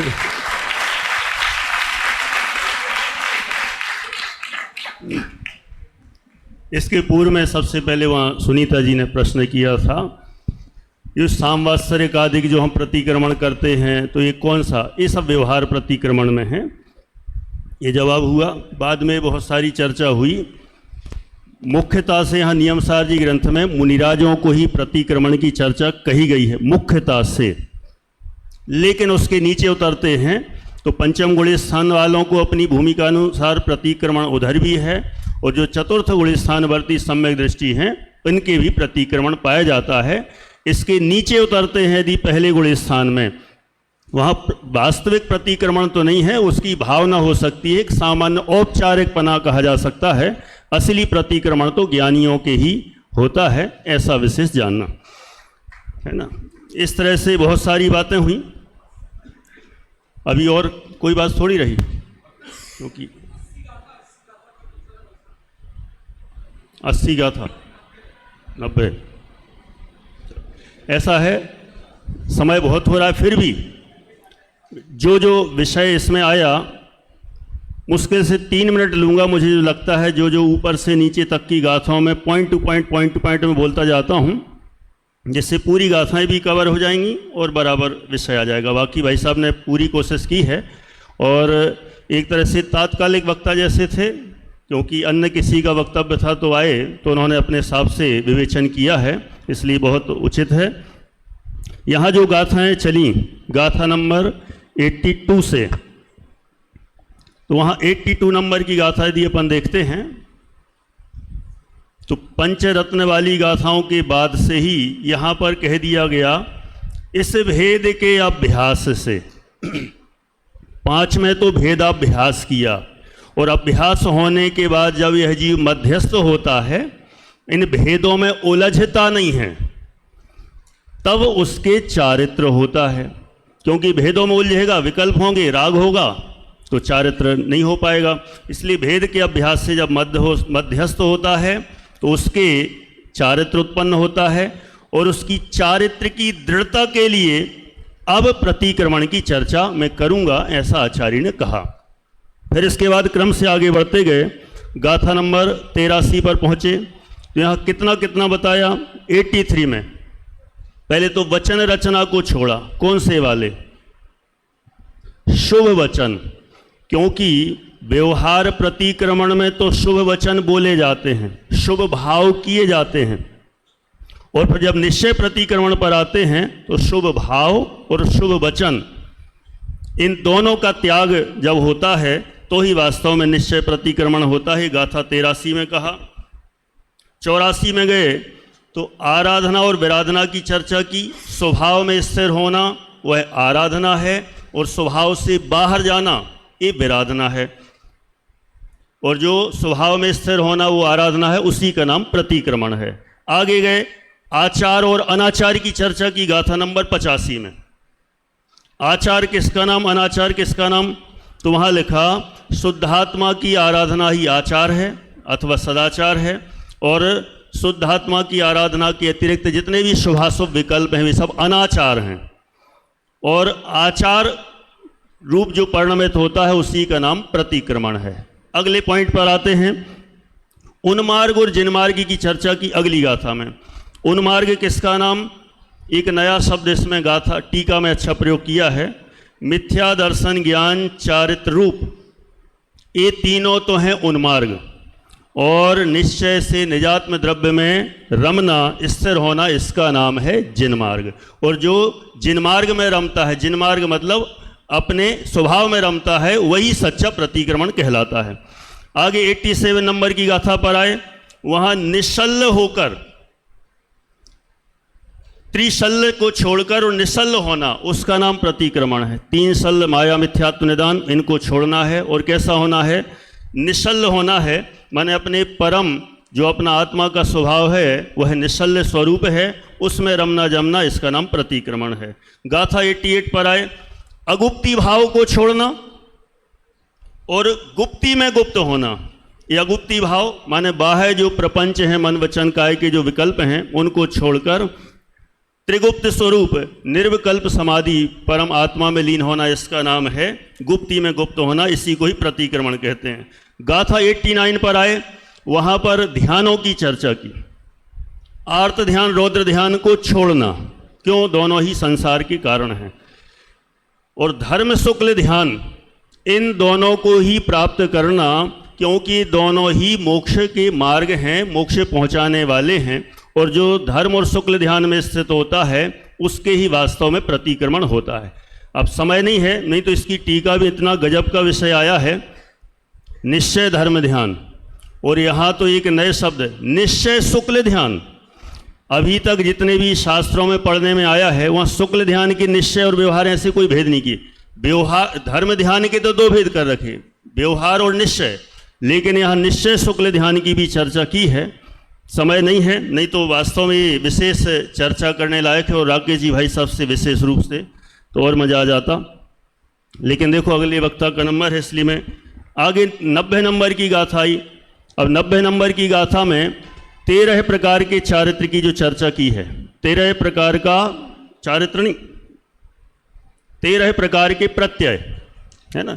तो जो 13 प्रकार के प्रत्यय की चर्चा की है, मिथ्यात्व आदिक भाव तो भाई सुचिर इस जीव ने, माने यहाँ पर भावना की दृष्टि से बात कर रहे हैं कि प्रतिक्रमण की चर्चा हुई। अब ये बताना चाहते हैं कि इस जीव ने अनादि काल से मिथ्यात्वादि की ही भावना भाई, इन्हीं में रहा, लेकिन वास्तव में सम्यक्त्वादि की भावना नहीं भाई, क्योंकि उससे ही तो प्रतिक्रमण में होता है।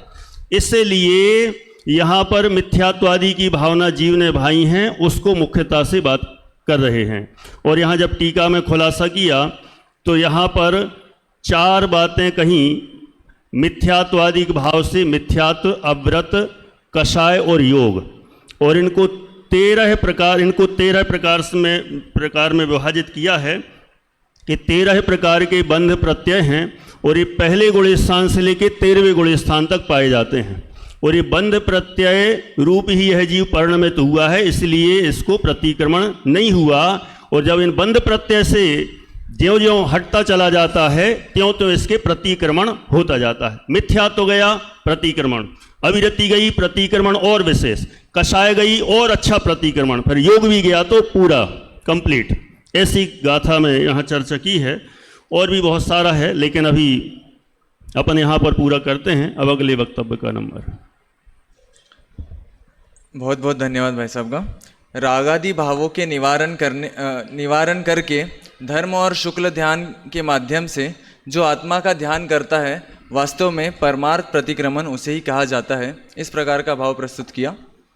अभी अगले वक्ता के रूप में अनेकांत जी भारिल, पंडित अनेकांत जी भारिल भाई साहब यहाँ उपस्थित है। आप 27वें बैच के विद्यार्थी हैं और आप छोटे दादा के पौत्र हैं। वर्तमान में आप बिजनेस के साथ साथ यहाँ शास्त्रीय विद्यार्थियों को क्रमबद्ध पर्याय और तत्वज्ञान पाठमाला का पाठ भी कराते हैं। इनका विषय है निश्चय प्रत्याख्यान का आख्यान। अभी आए अनेकांत जी भारिल भाई साहब।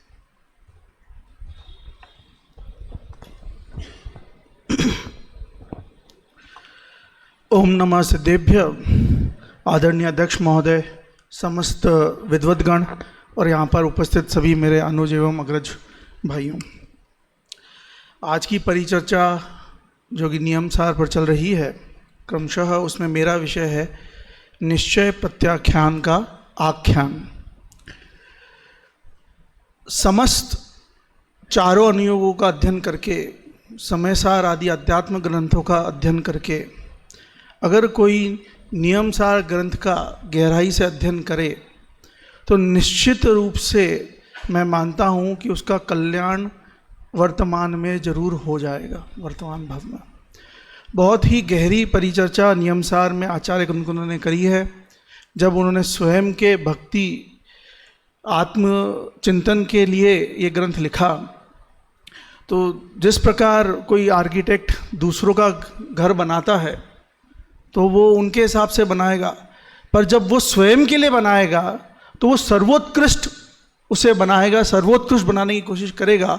उसी प्रकार कुंकुन आचार्य ने अगर नियमसार स्वयं के लिए लिखा तो इसमें जो विषय वस्तु है वो बिल्कुल सर्वोत्कृष्ट है। और अगर इसको कोई एकाग्र होकर चिंतन करे तो निश्चित रूप से अपना भव वो समाप्त कर सकता है इसका अध्ययन करके।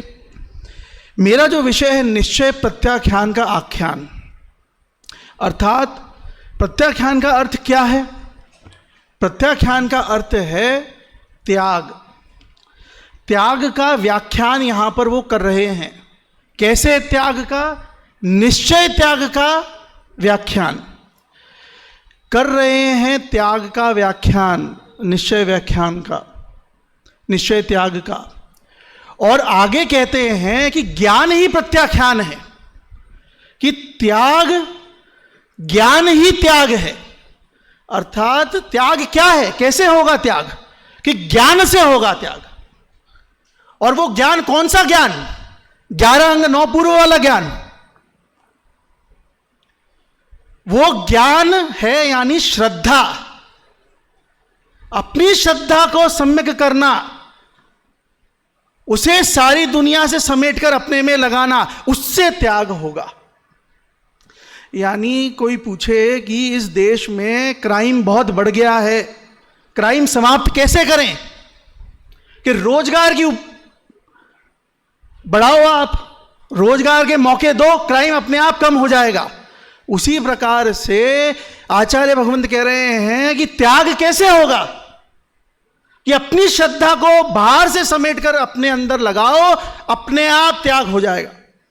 बाह्य में त्याग करोगे वो कदाचित व्यवहार त्याग है, परंतु अगर अंतरंग में निश्चय रूप त्याग नहीं है, अपने में अपनापन नहीं है, अपनी आत्मा में अपनापन नहीं है, अपने ज्ञान दर्शन को अपनी आत्मा में नहीं लगाया है, तो निश्चय त्याग के बिना तो बाहर का व्यवहार त्याग भी त्याग नहीं है।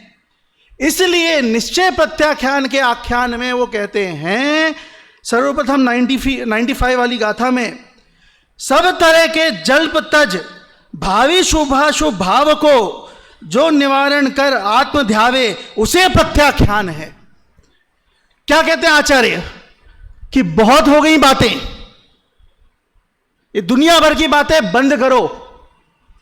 निश्चय से क्या है, व्यवहार से क्या है, प्रथमान योग में क्या लिखा है, चरणान योग में क्या लिखा है, 148 प्रकृतियां क्या हैं, व्रतशील संयम, ये जो सारी चीजें बातें हैं ना, ये बातें करना बंद करो। काम करो। कि क्या काम करो? कि बाहर में से अपना उपयोग हटा करके अपने अंतरंग में लगाओ। आगामी गाथाओं में वो और वर्णन करेंगे कि कैसे लगेगा, कि भेद विज्ञान से लगेगा, कि आपा पर का भेद विज्ञान करो। हमें छेनी जो चलानी है वो अन्य जगह नहीं चलानी है, अपने अंतरंग के भेद विज्ञान पर चलाना है कि पर क्या है, स्व क्या है। सिर्फ तुष्माश भिन्न जाना और सम्यक दर्शन की प्राप्ति हो गई और संसार शांत हो गया, और बाकी आप दुनिया भर का कुछ भी कर लो, उससे संसार खत्म होने वाला नहीं है। तो सब तरह के जल्प को तज, भावी शुभाशुभ भावों को भी तज, कि जो इस लगातार शुभ अशुभ भाव कर रहे हो ना, इनको भी छोड़ो। व्रतशील संयम सबको छोड़ो। ये सारी बातों में कुछ नहीं रखा। कहां अपना उपयोग लगाना है? जिस अपेक्षा पे यहां से बात करी जा रही है उस अपेक्षा को समझें। यहां पर इस शुभाशुभ भावों को छोड़ करके आत्मा में लगने की बात करी जा रही है, इसलिए शुभ को छोड़ने की भी बात कर रहे हैं। बाकी ये मत समझ लेना कि शुभ छोड़ करके अशुभ में लग जाओ, कि धर्म ध्यान व्रतशील संयम तो छोड़ दिया तो अब क्या करें, कि अब चलो घूमने फिरने चलते हैं, क्रिकेट खेलने चलते हैं। तो यहां जो अपेक्षा बात कर रहे हैं कि शुभाशुभ भाव को छोड़ करके अपनी आत्मा में लगना है। जो निवारण कर आत्म ध्यावे, जो इन सब शुभाशुभ भावों का निवारण करके आत्मा को ध्याता है, वह प्रत्याख्यान है, उसे त्याग होता है, उसे निश्चय त्याग होता है।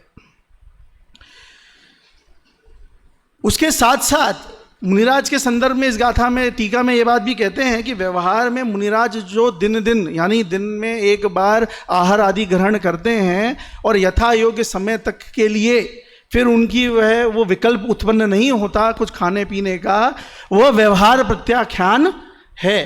परंतु निश्चय प्रत्याख्यान के साथ बाहर में ऐसी क्रिया होती है, सो व्यवहार प्रत्याख्यान है।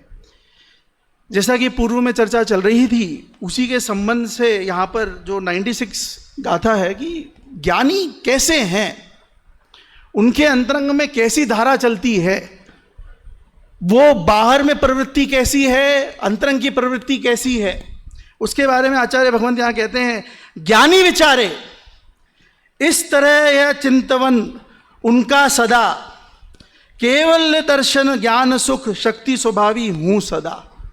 कि ज्ञानी कैसा विचार करते हैं कि मैं तो केवल ज्ञान दर्शन सुख अनंत सुख रूप हूं। मतलब वर्तमान में भले ही अभी छद्मस्त अवस्था है, परंतु वह अपने दोषों को गौण करके अपने आप को पूर्ण शुद्ध पर्याय रूप ही देख रहे हैं।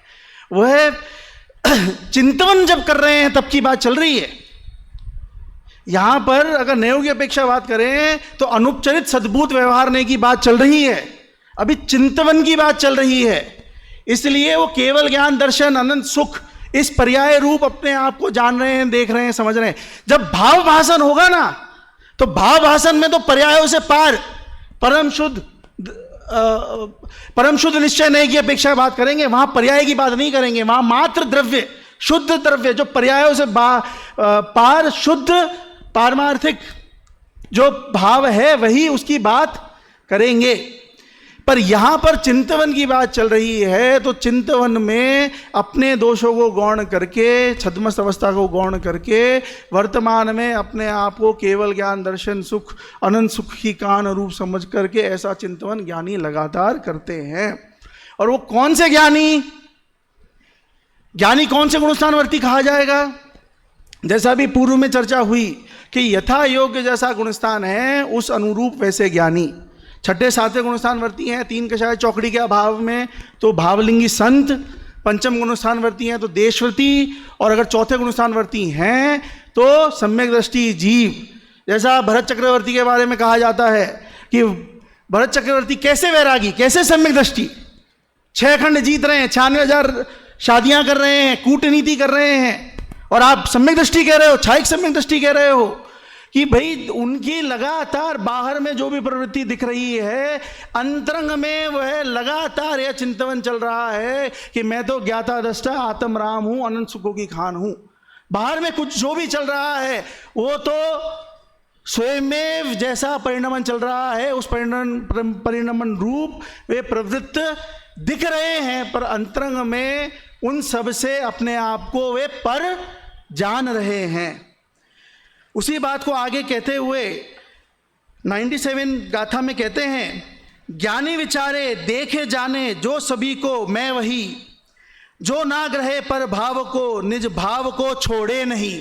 यानी ज्ञानी कैसे विचारे कि जो देखे जाने सभी को मैं वही हूं, मैं तो सिर्फ ज्ञाता दृष्टा हूं, कर्ता भोक्ता नहीं हूं, जो ना ग्रहे पर भाव को निज भाव को छोड़े नहीं। अरे जो पर भाव को ग्रहण नहीं किया आज तक, अनादि काल से पुद्गल के साथ एक क्षेत्राग्र संबंध रहते हुए भी आज तक जो पुद्गल रूप नहीं हुआ, एक अंश भी पुद्गल रूप नहीं हुआ। आत्मख्याति में भी आचार्य अमृतचंद ने वो बात कही ना, जिससे क्रमबद्ध पर्याय भी सिद्ध होती है कि जीवो ही तावत क्रम नियमित आत्म परिणाम ही उत्पद्य मानो जीवेव ना जीवा। मतलब मैं क्रम नियमित अपने आत्म परिणाम से उत्पन्न होता हुआ जीव ही हूं, मैं अजीव नहीं हूं। अनादिकाल से एक क्षेत्रावगय होते हुए भी इसने कभी भी पर द्रव्य को अपने में नहीं मिलाया, पर के अंश को अपने में नहीं मिलाया और अपने भाव को छोड़े नहीं। आज तक अपने ज्ञान दर्शन जो गुण हैं उनको बदल करके कभी भी पुद्गल रूप हुआ नहीं, एक पुद्गल को भी ज्ञान दर्शन रूप किया नहीं। वो असंभव है, अत्यंता भाव की वज्र की दीवार है, हो ही नहीं सकता। ऐसा लगातार ज्ञानी विचार करते हैं। इस बात को यहाँ पर कुनकुन आचार्य कहते हैं। आगे इस बात को कहते हुए बहुत ही गजब की बात कुनकुन आचार्य कहते हैं और टीकाकार पद्म मलधारी देव कहते हैं। देखिए एक कलश बीच में लेते हैं, अन्य द्रव्य के कारण से उत्पन्न नहीं, जो निज आत्म के आश्रय से जो पैदा हुआ, उस अमृतमय सुख को पी जो सुकृत छोड़े, प्रकृत रूप से वे चित चिंतामणि को पावे। अब प्रकृति प्रदेश बंध के बारे में कहते हुए आचार्य कुंदकुंद कहते हैं 98वीं गाथा में, जो प्रकृति स्थिति अनुभाग और प्रदेश बंध बिन आत्मा मैं हूं वही, यह सोचता ज्ञानी करे थिरता वहां। ये प्रकृति प्रदेश अनुस्थिति अनुभाग बंध है ना, प्रकृति प्रदेश तो योग के कारण है और स्थिति अनुभाग वो कषाय के कारण है। कषाय में क्या क्या गर्वित कर लेना कि मिथ्यात्व अविरति और प्रमाद भी गर्वित कर लेना। तो मिथ्यात्व अविरति प्रमाद और कषाय के कारण से जो स्थिति अनुभाग हो रहा है मैं वो नहीं हूं। योग के कारण से जो प्रकृति प्रदेश हो रहा है, लगातार आश्रय हो रहा है, वह मैं नहीं हूं। यह सोचता ज्ञानी करे स्थिरता, यह सोचकर यह चिंतन करके ज्ञानी अपने स्वरूप में स्थिर रहते हैं। लगातार अपने स्वरूप में स्थिर रहते हुए ज्ञानी क्या विचारते हैं, तो इन सारे विचार बिंदुओं पर विचार करके वे अपने अंतरंग आत्मा में स्थिर रहते हैं। ऐसा कुनकुन आचार्य कह रहे हैं। आगामी 99वीं गाथा में इतना गजब की बात कहते हैं कि सन्यास की विधि क्या है। हम देखते हैं सन्यासी बहुत हमारे चारों तरफ कि घर छोड़ करके राजनीति करें, घर छोड़ करके राज्य देश संभालें, घर छोड़ करके मठादी संभालें। क्या ये जैन दर्शन का सन्यास ऐसा है? तो वो कहते हैं विभावों से सन्यास की विधि क्या है कि छोड़कर मम भाव निर्मम भाव में मैं स्थिर रहूं, बस स्वयं का अवलंबन ले अवशेष सब में परिहरूं। बस स्वयं का अवलंबन लूं, बाकी सब में ममकार मैं छोड़ दूं। मैं किसी का नहीं, कोई मेरा नहीं। कोई भी शादी ब्याह राग रंग दुनिया भर के जो भी कार्यक्रम हैं उसमें कोई भी प्रकार से प्रवृत्त नहीं होना, वह सन्यास की विधि है। अपना धंधा व्यापार घर गृहस्थी छोड़ करके दुनिया के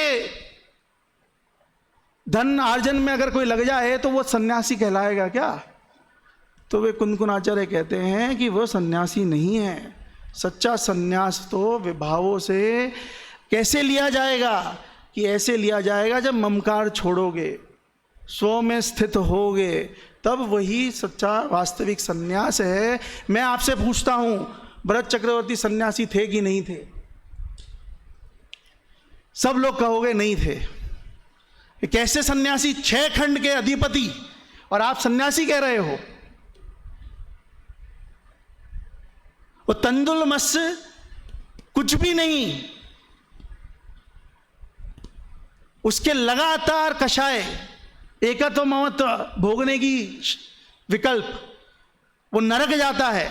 और भरत चक्रवर्ती के बाहे में इतना परिग्रह दिख रहा है और आप उन्हें त्यागी सन्यासी कह रहे हैं, क्योंकि ममकार नहीं है, ममत्व नहीं है। भले ही एक कषाय चौकड़ी के अभाव में है, पर अनंतानुबंधी के त्याग से जो मिथ्यात्व दर्शन मोहिनीय का क्षय हुआ, साथ में चारित्र मोहिनीय का अनंतानुबंधी का क्षय हुआ, तो उस अपेक्षा चारित्र गुण पैदा हुआ कि नहीं? स्वच्छ हुआ कि नहीं? निर्मल हुआ कि नहीं? स्वरूपाचरण चारित्र हुआ ना? तो दिखता हुआ चारित्र नहीं है, परंतु चारित्र तो है। कोई बिल्डिंग बनती है, मकान बनता है, तो सर्वप्रथम उसकी नींव ढलती है। वो हमें दिखाई तो तब देखने लगता है जब वो ऊपर उठ जाता है, जब तीसरी चौथी मंजिल होने लगती है, तब जाकर के वो मकान दिखता है। नींव तो दिखती नहीं है। पर सर्वाधिक महत्वपूर्ण क्या है? नींव सर्वाधिक महत्वपूर्ण है। उसी प्रकार से सम्यक दर्शन, दर्शन मोहिनी का क्षय या उपशम, वह सर्वाधिक महत्वपूर्ण है। जब स्वरूप में चिंतन बढ़ेगा, एकाग्रता बढ़ेगी, तो वो चारित्र के बाहर भी दिखने लगेगा। पर इसका यह मतलब थोड़ी ना है कि जब वो दिख नहीं रहा तो वो है नहीं। नींव तो दिखती नहीं, पर नींव नहीं है क्या इस भवन की? तो सम्यक दर्शन नींव है और उसी से ही संसार का अंत होगा। बाहर के दिखावे में कुछ रखा नहीं है। ये डंके की चोट कुंदकुनाचार्य कह रहे हैं। कोई माने या नहीं माने, जो मानेगा स्वीकार करेगा उसका कल्याण होगा। छोड़कर मम भाव निर्मम भाव में मैं थिर रहूं, बस स्वयं का अवलंबन ले अवशेष सब मैं परिहरूं। जब मैं स्वयं का अवलंबन लूंगा तो बाकी सारे जितने अवशेष हैं उन सब का मैं परिहार करूं। इसी माध्यम से सन्यास होता है। और सन्यास लेने की विधि में आगे की बात जो कहते हैं वो तो और भी खतरनाक है। मेरी तो हिम्मत नहीं है, वो तो टीकाकार ने और पद्यानुवाद में ऐसी बात खुल करके कही गई है। उससे पहले 100वीं गाथा में मम ज्ञान में है आत्मा, दर्शन चरित में आत्मा, और योग संवर और प्रत्याख्यान में भी आत्मा। अर्थात वो किस बात का? संन्यास लेने के पश्चात क्या करते हैं कि एकमात्र ज्ञाता दृष्टा, मेरे ज्ञान में भी कौन है कि आत्मा, मेरे दर्शन में भी आत्मा, मेरे योग संवर प्रत्याख्यान में भी आत्मा। यानी मैं बस एकमात्र ज्ञाता दृष्टा जो मैं हूँ, मैं उसी का चिंतन करता हूँ। जानने देखने वाला हूँ, जानने देखने वाला हूँ, जानने देखने वाला हूँ, अन्य और कुछ का नहीं। हम बालकों को दुनियादारी सिखाते हैं, है ना, कि कौन अपना है, कौन पराया है, किस पे भरोसा करो मत करो। 101वीं गाथा आचार्य कुंद कहते हैं, अकेला ही मरे एवं जीव जन्मे अकेला, मरण होता अकेले का मुक्त भी हो अकेला। हवा की बात है या वास्तविक दुनियादारी है? सच्चाई है कि नहीं है? एकत्व भावना को लिए हुए ये गाथा जो बात कह रही है कि हम इस जगत में जन्म हुआ हमारा अकेले, मरण भी होगा अकेले, जो भी मैंने कर्म किए उसका भोक्ता भी मैं अकेला हूँ। और अगर मुझे अपना कल्याण करना है, उस कल्याण के मार्ग में भी मैं अकेला हूँ। इसलिए मुझे अपने अन्य सारे जो मेरे ऊपर प्रेशर है ना, समाज के, घर परिवार के, अपनी जाति के, अपने देश के, दुनिया भर के, उन सब के प्रेशर में रह कर के मैं जो डिसीजन लेता हूँ वो डिसीजन का भोगता। डिसीजन लिया मैंने सबके प्रेशर में, मैंने सोचा सब साथ में मिलकर भोगेंगे, और कुनकुन आचार्य कह रहे हैं बेटा अकेले ही भोगोगे। तो किसका प्रेशर, किसके बारे में सोचना? या आप तो स्वार्थ की बात कर रहे हो, तो सही बात है, स्वार्थ की बात है, जगत है स्वार्थी, सच्चाई तो बात ही यह है। टीकाकार कलश में एक बहुत गजब की बात कहते हैं, जन्म मरण के सुख दुख तुमने स्वयं अकेले भोगे हैं, मात पिता सुत सुता बंधुजन कोई साथ न देते हैं। आगे की लाइन पे जरा गौर करना, यह सब टोली धूर्तजनों की अपने अपने स्वार्थ से लगी हुई है, साथ तुम्हारे पर न कोई तुम्हारे हैं। मूल टीका में विटपेटकम शब्द यूज किया, विटपेटकम ते, उसका यहां ट्रांसलेशन है कि वो सब टोली धूर्तजनों की, ठगों का समूह है। कि कैसे ठग, कैसी बात, ऐसी गलत बात क्यों कर रहे हैं आचार्य, वो भी इतनी कड़क। राम को वनवास किसने भेजा? कैकेयी ने भेजा। सीता को वनवास किसने भेजा? पतिदेव ने भेजा। कौरव पांडव कौन थे?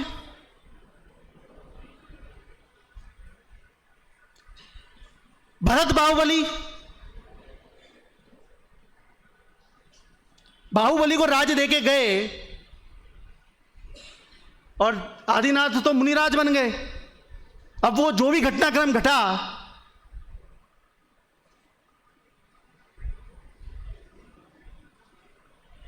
जब राम तपश्चरण कर रहे थे तो सीता ने तपश्चरण भंग करने की कोशिश क्यों की? उनकी पूर्व जन्म में पत्नी थी, वर्तमान में देवी, तपश्चरण भंग क्यों कर रहे? मोक्ष जा रहे हैं, सही मार्ग पे हैं, धर्म को मत छोड़ देना, ये सीख देके गई थी ना पश्चाताप में, तो अब क्यों धर्म से विमुख करने आ गए? ये सब टोली धूर्तजनों की कि साथ में जाएंगे, अभी पहले क्यों जा रहे हो? अच्छा काम करोगे तो रोकेंगे, बुरा काम करोगे तो रोकना ही है। किस बात की दुनियादारी?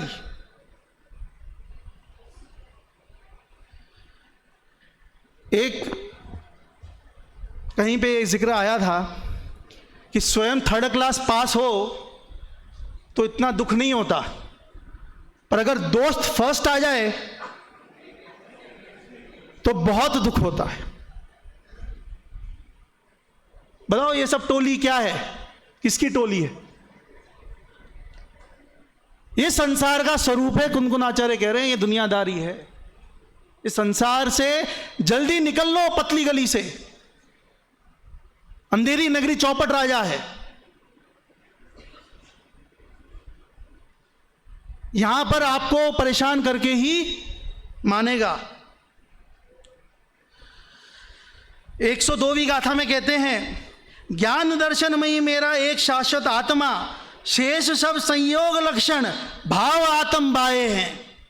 कि ज्ञान लक्षण, ज्ञान दर्शन में ही मेरा आत्मा है, तो ये बाकी सब क्या है? शरीर आदि, कपड़े आदि, ये सब भवन आदि, घर गृहस्थी, धन धान्य, ये सब क्या है? कि ये सब संयोग लक्षण है। संयोग का मतलब क्या है? अपनी योग्यता से, परिणमन से साथ आए, थोड़े समय जब तक योग्यता थी साथ रहे, और फिर परिणमन हुआ तो चले गए।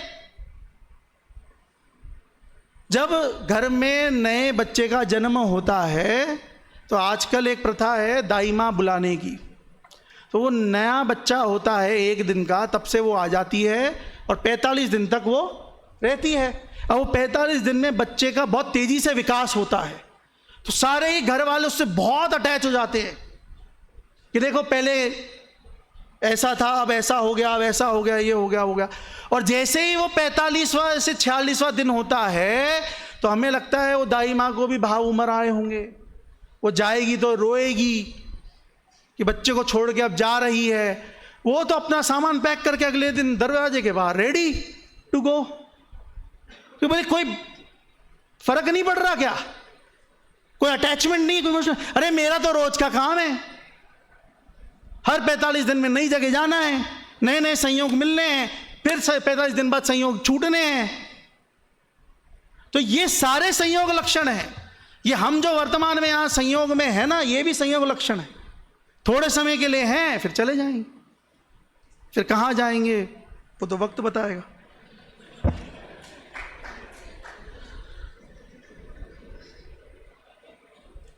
मैं त्रिविध मनोवचन काय से सब दुष्चरित को छोड़ता, अर त्रिविध चारित्र से अब मैं स्वयं को जोड़ता।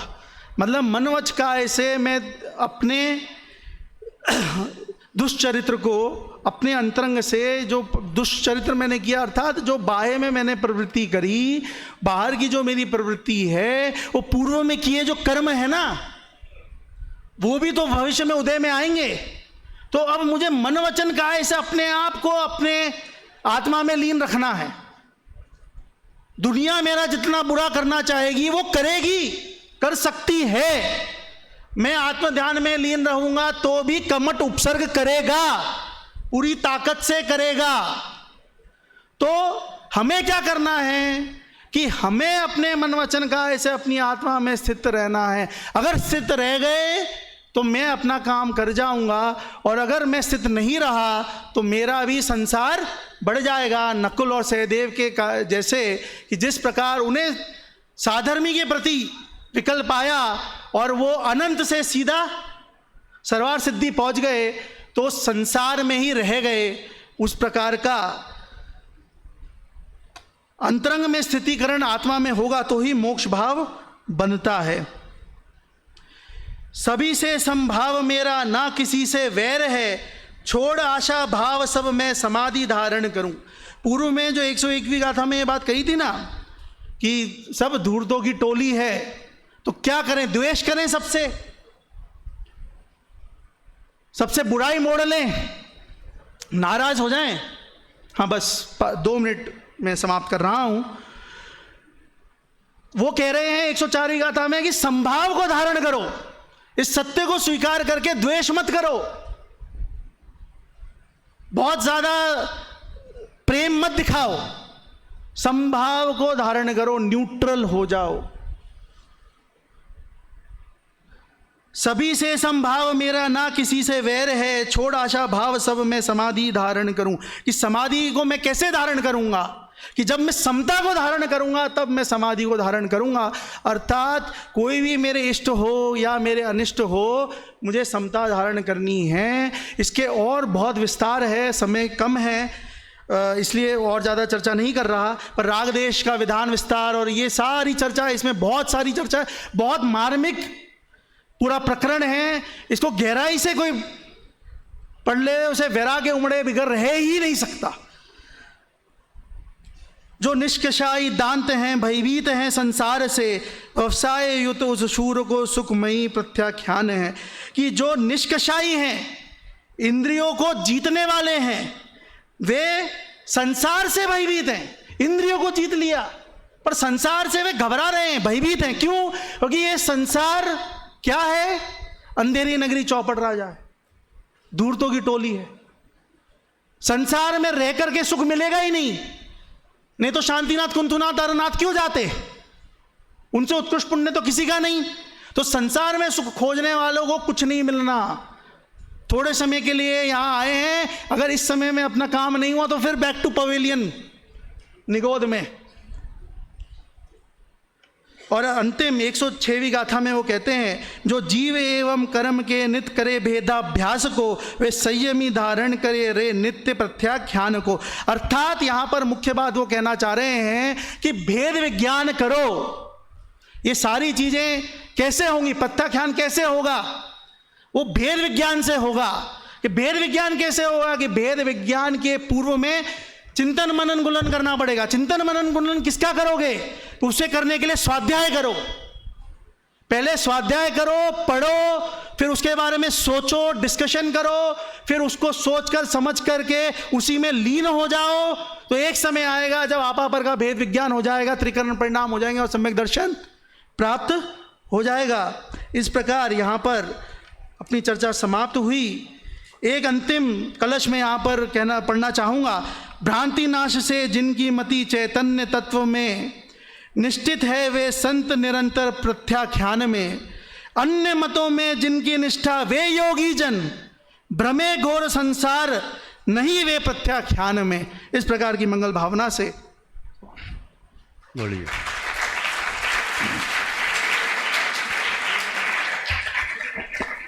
हाँ जी, चलिए यहाँ पर अभी अंतिम वक्ता के रूप में हमारे भाई अनेकांत जी भारल।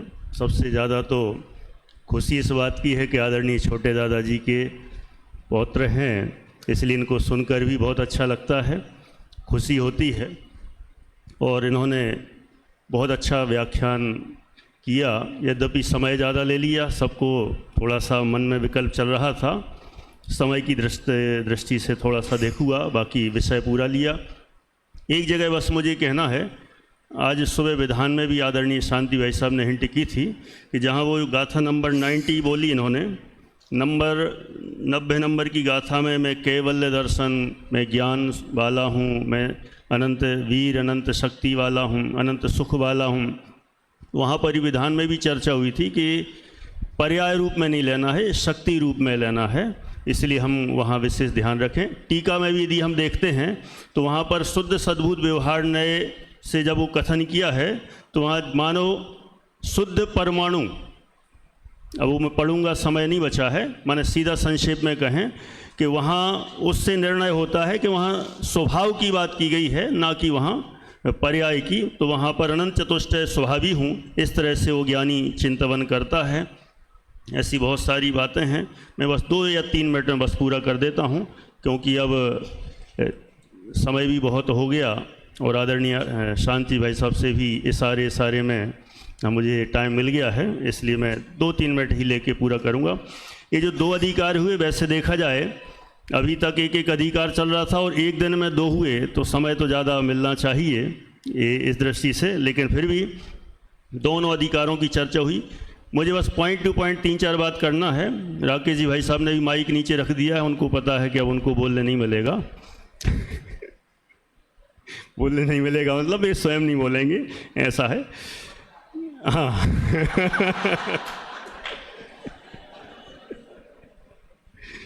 क्योंकि उनको बहुत विकल्प हो रहे थे, इसमें कई बातें बोल सकते हैं।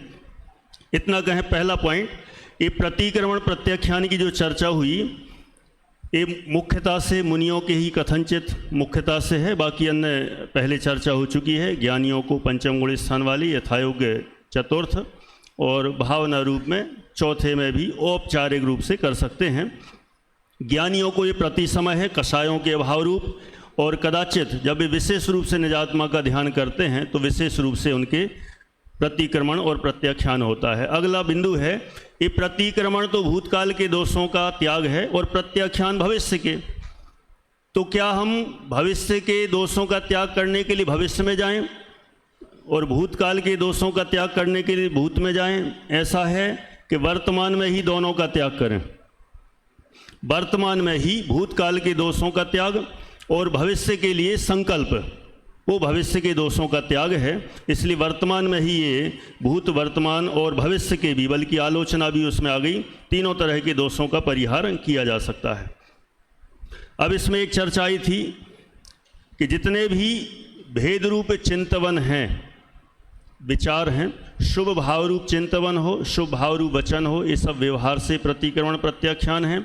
और उन वचन विकल्पों को छोड़ना और शुभ भावों को छोड़कर आत्मा में ही रमना, वही वास्तव में सच्चा प्रतिक्रमण और सच्चा प्रत्याख्यान है। ऐसी और भी अनेक चर्चा में तो बिंदु बहुत सारे लिख रखे, लेकिन मुझे ही मन ही नहीं हो रहा है कि मैं और बोलता जाऊं, इसलिए बिना मन के ज़बरदस्ती बोलना अच्छी बात नहीं है, क्योंकि इनके सार रूप बिंदु भी बहुत सारे इकट्ठे किए थे। इसमें दोनों में अधिकारों में क्या खास बात आई हैं और उन दोनों का निचोड़ क्या है, इसलिए बाकी वक्ताओं ने सब बोल ही दिया है। यहाँ तो विश्व कुंभ अमृत कुंभ की भी बहुत अच्छी चर्चा आई, वो भी सब इसके अंदर टीकाओं के अंदर बहुत सारे भाव संजोए हैं।